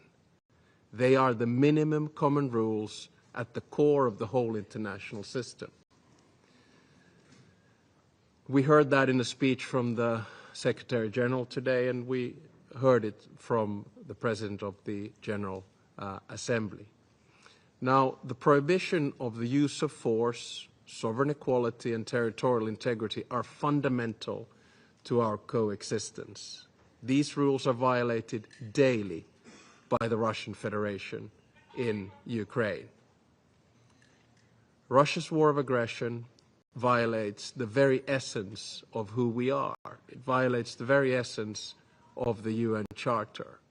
If we allow borders to be changed by the use of force, it will set a precedent with global implications. And I look around the room here today, I think most of us have had the experience throughout our history of war as a means of expansion. We've either been the victims thereof or we've been the aggressor. And I always felt that after 1945, we should have all learned our lesson. And many of us probably believed that after 1989, that lesson had been learned and we'd be moving towards some kind of eternal peace. But the truth is that when we don't nurture the international institutions that are the foundations of the peace, like the United Nations, we fail. I think a just peace is in our shared interests, and the solution is quite simple. It's in two phases. The first phase is a ceasefire. Ukraine has accepted it. The United States has proposed it. Europe supports it. But there's only one country that doesn't want a ceasefire, and that is Russia. And the second phase is very simple. You go into peace negotiations. And peace negotiations can last a long time.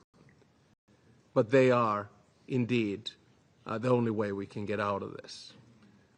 It's in our interest to ensure that the peace is sustainable and without a relapse. President Zelensky has repeatedly called for a ceasefire and high-level negotiations, and Moscow's response has been more missiles and drones. I think the message to my Russian colleagues around this table is it's time to talk about peace. There are too many people dying as a cause of this conflict. I personally think that today could be a game changer for many reasons. One of them was President Trump's post on Truth Social, which I didn't think left any space for interpretation. It was a clear message that it's time to end this war.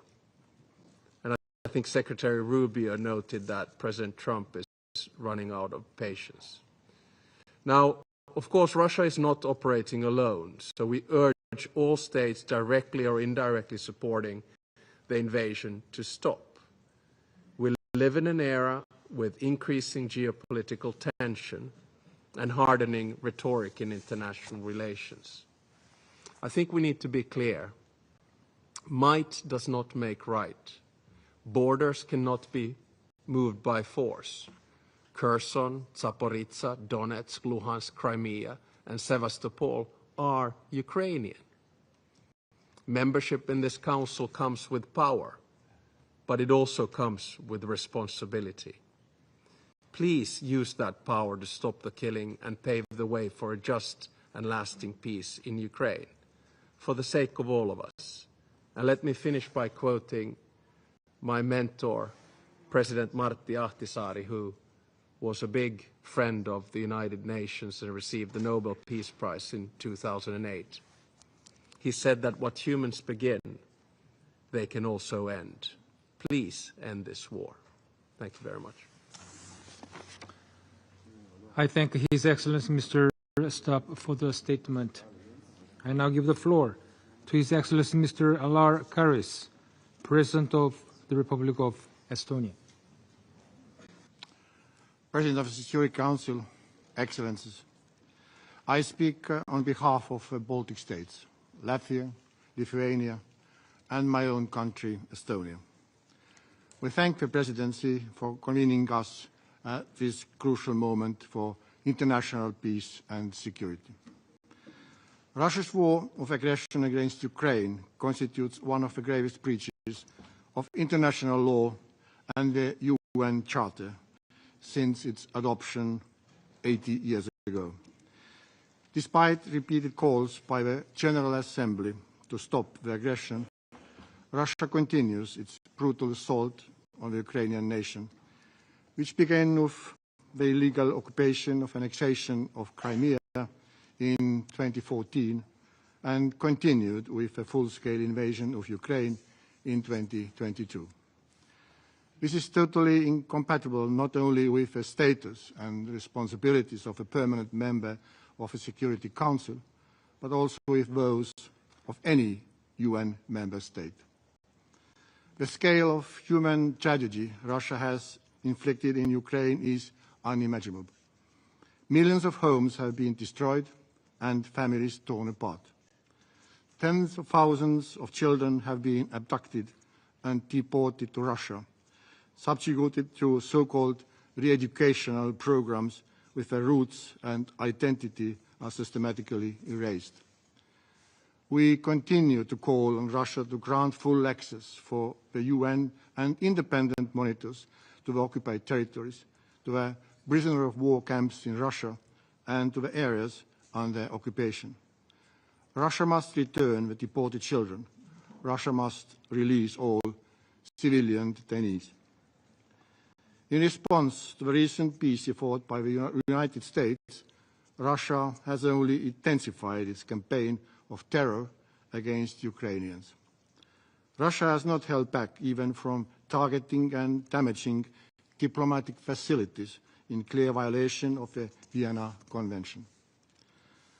The recent violations of Estonian, Polish and Romanian airspace by Russia are yet another escalation and a stark reminder that Russia's aggression threatens not only Ukraine, but the security of the entire region. On Monday, the Emergency Security Council meeting was convened to discuss the grave violation of Estonia's territorial integrity by Russian armed fighter jets. Allow me to thank all 50-plus countries who called out Russia's action as dangerous, reckless, and in violation of international law. President, Russia is not interested in peace and security, neither in Ukraine nor in Europe. In March 2025, President Zelensky agreed to a 30-day ceasefire proposal. That was 6 months ago. Russia, on the other hand, has shown no intention of agreeing to a ceasefire, let alone a lasting peace. Russia's objective remains unchanged: subjugation of all the Ukraine and the reshaping of European security order to satisfy Russia's own neo-colonial and imperial ambitions. The only viable way forward towards a ceasefire and ultimately towards lasting peace in Ukraine is to collectively increase international pressure to force Russia to just and lasting peace in Ukraine. Ukrainians have courageously defended not only the country, but the core principles enshrined in UN Charter: sovereignty, independence, and territorial integrity. These principles are non-negotiable and cannot be compromised, as they form the very foundation of international law-based multilateral system. The Baltic states' message is clear. Russia and its leadership must be held accountable for the crime of aggression, for the war crimes and crimes against humanity. There can be no lasting peace without accountability. Without accountability, there can be no justice. And without justice, there cannot be lasting peace. Estonia, Latvia and Lithuania will stand with Ukraine for as long as it takes. In accordance with Article 51 of the UN Charter, Ukraine has the inherent right to defend itself against Russia's armed aggression. Defending Ukraine's freedom means for us defending the sovereign equality of all member states, large and small, the core principles of which the United Nations was founded. We call on the Security Council to act. The cost of inaction is borne not only by Ukraine, but by the credibility of the international community as a whole. We urge all UN member states to increase pressure on Russia by strengthening sanctions or providing greater political, military and humanitarian support to Ukraine. Impunity, appeasement and further concessions would only embolden the aggressor and would lead to new crimes and escalation by Russia. Therefore, it remains our common duty to support Ukraine in its legitimate pursuit of comprehensive, just and lasting peace, a peace rooted firmly in international law. I thank you. I thank His Excellency Mr. Karras for the statement. I now give the floor to His Excellency Mr. Antonio Costa, President of the European Council. Mr. President, first of all, I would like to thank South Korea Presidency to convey this meeting. Ukraine is fighting for the very principles of the United Nations Charter: sovereignty, territorial integrity, the respect of the international recognized borders, the right to choose its own destiny. We cannot rewrite history. This war started with an unjustified and illegal attack by Russia. There is the only one root cause to this war: Russia's refusal to accept Ukraine's right to choose its own future. Peace in Ukraine is not just Ukraine's interest, is not just Europe's interest. It is the interest of the global community. If we accept Russia's invasion of Ukraine, no country will ever be safe. The pursuit of peace must be the top priority of the global community. The European Union will continue to work to end this war of aggression and to support Ukraine in every way. A ceasefire, to which Ukraine has already agreed to, is the first step. And I call on Russia, a permanent member of this Security Council, to agree to come to the negotiation table, to stop the killings, to stop the destruction, to stop threatening the neighboring countries. I call on the international community to be actively engaged on peace efforts in full respect of the United Nations Charter. The European Union supports President Trump's efforts for peace. And I would like to see China, also a permanent member of the Security Council, contribute towards a just and lasting peace in Ukraine. Ladies and gentlemen, to achieve an end to the aggression, the European Union will continue to apply pressure on Russia through sanctions. To ensure a lasting peace, the European Union, in the context of the coalition of the willing, is ready to contribute with concrete security guarantees to Ukraine and to fulfill the aspirations of Ukraine people. We will continue to support Ukraine on its path to full membership in the European Union. Mr. President, the time for peace, it's now, and it is now time for Russia to stop this aggression. Thank you. I thank His Excellency Mr. Costa for the statement. I now give the floor to His Excellency Mr. Pedro Sanchez Perez Castellón, President of the Government of Spain.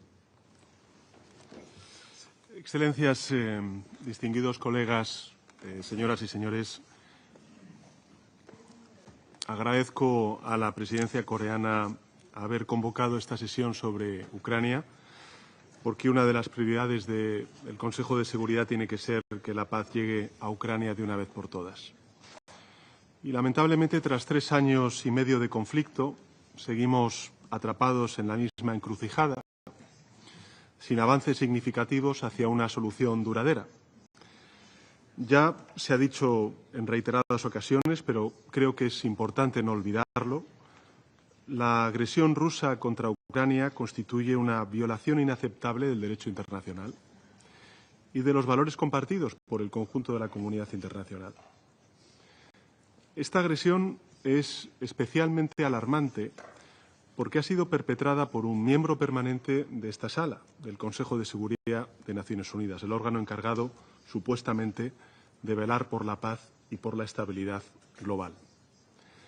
Si permitimos que la fuerza y la coacción sustituyan al diálogo y al respeto mutuo entre naciones, estaremos sentando un peligroso precedente que pondrá en riesgo la estabilidad de las fronteras y también del orden internacional, especialmente en Europa, pero también en otras regiones del mundo.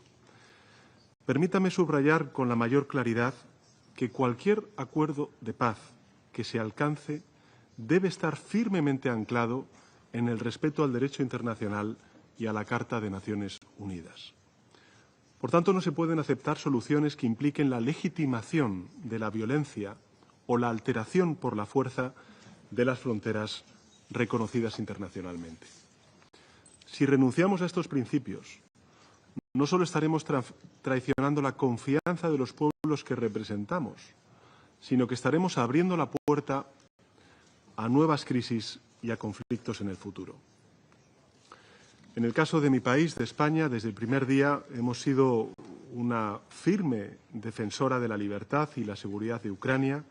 Formamos parte de la coalición de voluntarios, hemos enviado miles de millones de euros a Kiev en ayuda militar, también humanitaria. Hemos entrenado a más de 8.000 soldados ucranianos y hemos acogido a más de 240.000 desplazados ucranianos en nuestro país.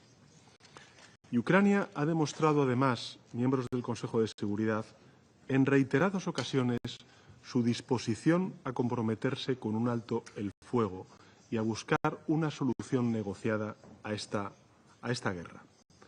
Sin embargo, la respuesta del presidente de la Federación Rusa, de Putin, ha sido una y otra vez la escalada de la violencia, el lanzamiento de nuevos ataques, ignorando el llamamiento de la comunidad internacional y agravando el sufrimiento de una población, la población civil, inocente. Los recientes bombardeos dirigidos deliberadamente contra la población civil en Ucrania, las infraestructuras esenciales como hospitales, escuelas, redes eléctricas, redes de suministro de agua, son una prueba clara de que Rusia no tiene en este momento voluntad alguna de llegar a la paz con Ucrania. Las violaciones del espacio aéreo europeo de estos últimos días son absolutamente inaceptables y la comunidad internacional debe actuar con determinación y con unidad, utilizando todos los instrumentos políticos que tenemos a nuestro alcance, los diplomáticos, los humanitarios, para poner fin a esta tragedia y sentar las bases de una solución sostenible. Durante esta semana de alto nivel, reafirmemos juntos nuestro compromiso con la paz, con la justicia y el respeto al derecho internacional, porque no podemos permitir que la indiferencia o el cansancio nos paralicen.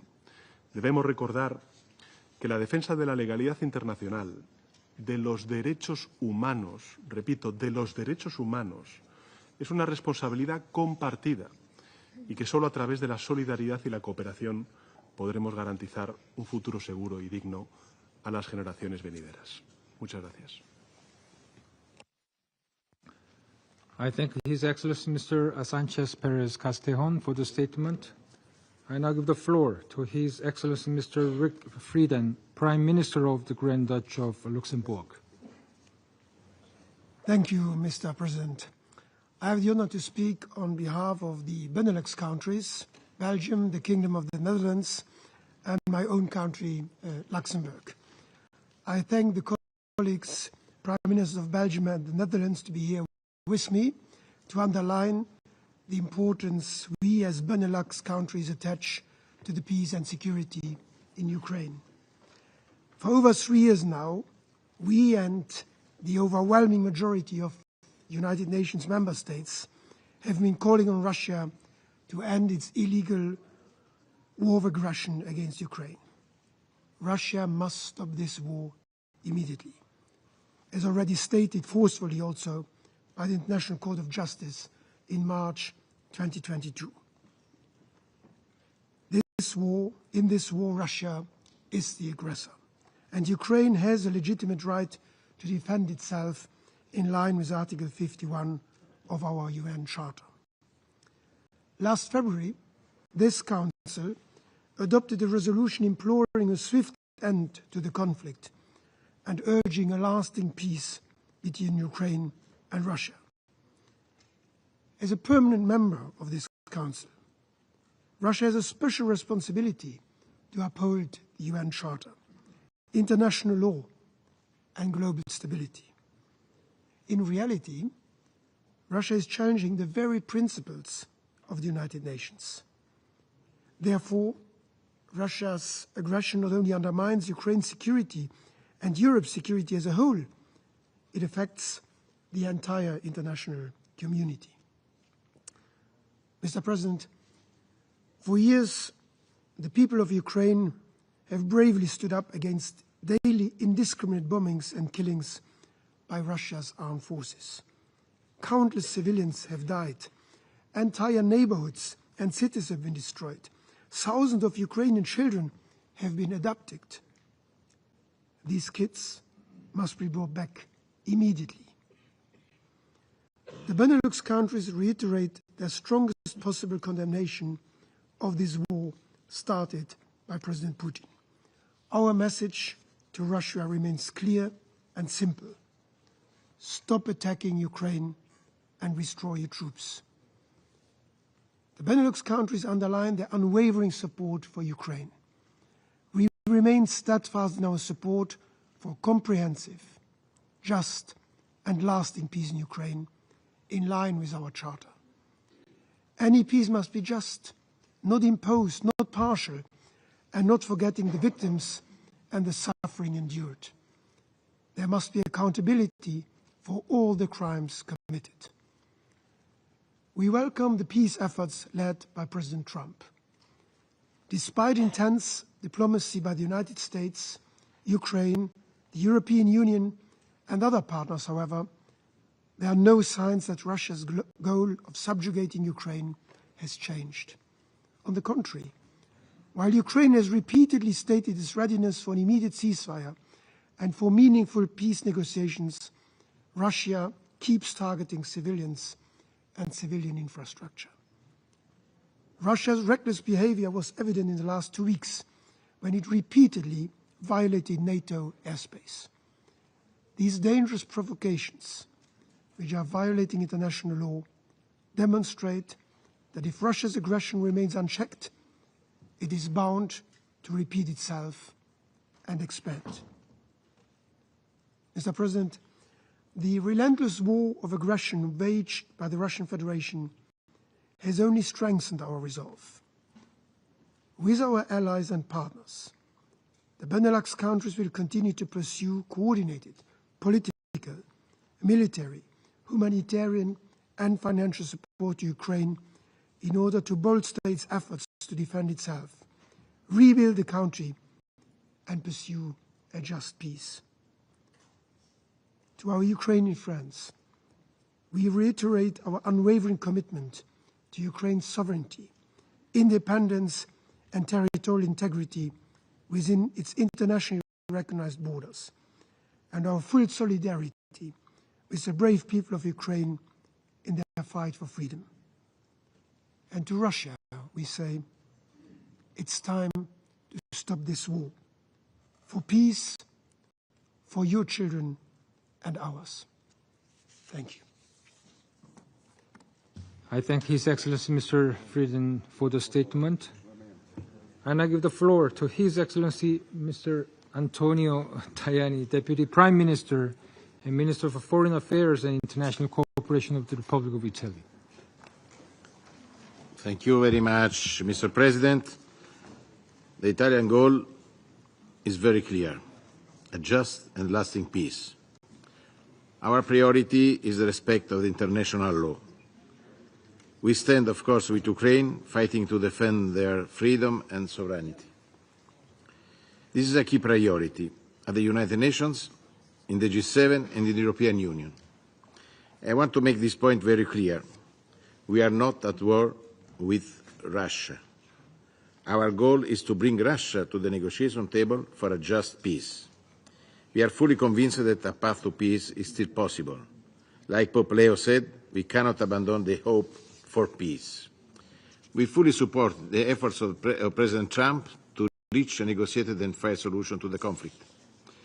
To this end, we urge Russia to cease its attack and follow up on the summit in Alaska. It is time to start direct negotiation with Ukraine.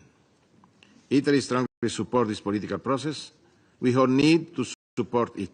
This is the key to end this conflict. Je souhaite maintenant m'adresser directement à mes collègues des pays partenaires. Il est temps d'unir nos efforts en vue d'une paix juste. Vous trouvez toujours une oreille attentive à Rome. En même temps, nous espérons que la Russie pourra bientôt envoyer des signes concrets de coopération. Dans ce contexte, les récentes violations de l'espace aérien polonais, roumain et estonien sont inacceptables. Ce sont de mauvais signaux, mais nous devons éviter l'escalade.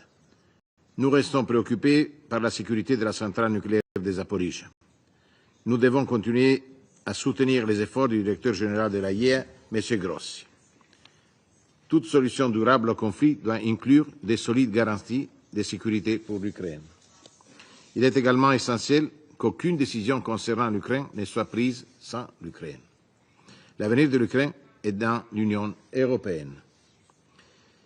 Italia está en primera línea en la reconstrucción de Ucrania. La Conferencia para la Recuperación de Ucrania que organizamos en Roma en julio recaudó más de 10.000 millones de euros. Desde Roma enviamos un mensaje al mundo. Creemos en el futuro de Ucrania, todos juntos. Seguiremos prestando especial atención al patrimonio cultural de Ucrania. Un ejemplo, Italia contribuirá a reconstruir los monumentos emblemáticos de Odessa. Lo haremos poniendo a disposición nuestras mejores excelencias. También debemos poner en el centro la dimensión humanitaria de la guerra. Este es un mensaje muy fuerte que me reafirmó personalmente el Papa León en un encuentro oficial hace pocas semanas. La paz significa también justicia. Debemos garantizar la rendición de cuentas de los responsables de los crímenes y la plena reparación para las víctimas. Debemos proteger a los niños ucranianos que deben volver a sus familias y a su patria sin más demoras. La liberación de los prisioneros de guerra, junto con el regreso de los niños ucranianos, son prioridades cruciales. Nosotros trabajamos con vosotros. Italia puede hacer todo lo que puede. Defendemos la soberanía de Ucrania y trabajamos por la paz. Trabajamos por un encuentro Ucrania y Rusia para concluir este encuentro con una paz durable. Gracias. His Excellency Mr. Tajani for the statement. There are no more names inscribed on the list of speakers. The meeting is adjourned.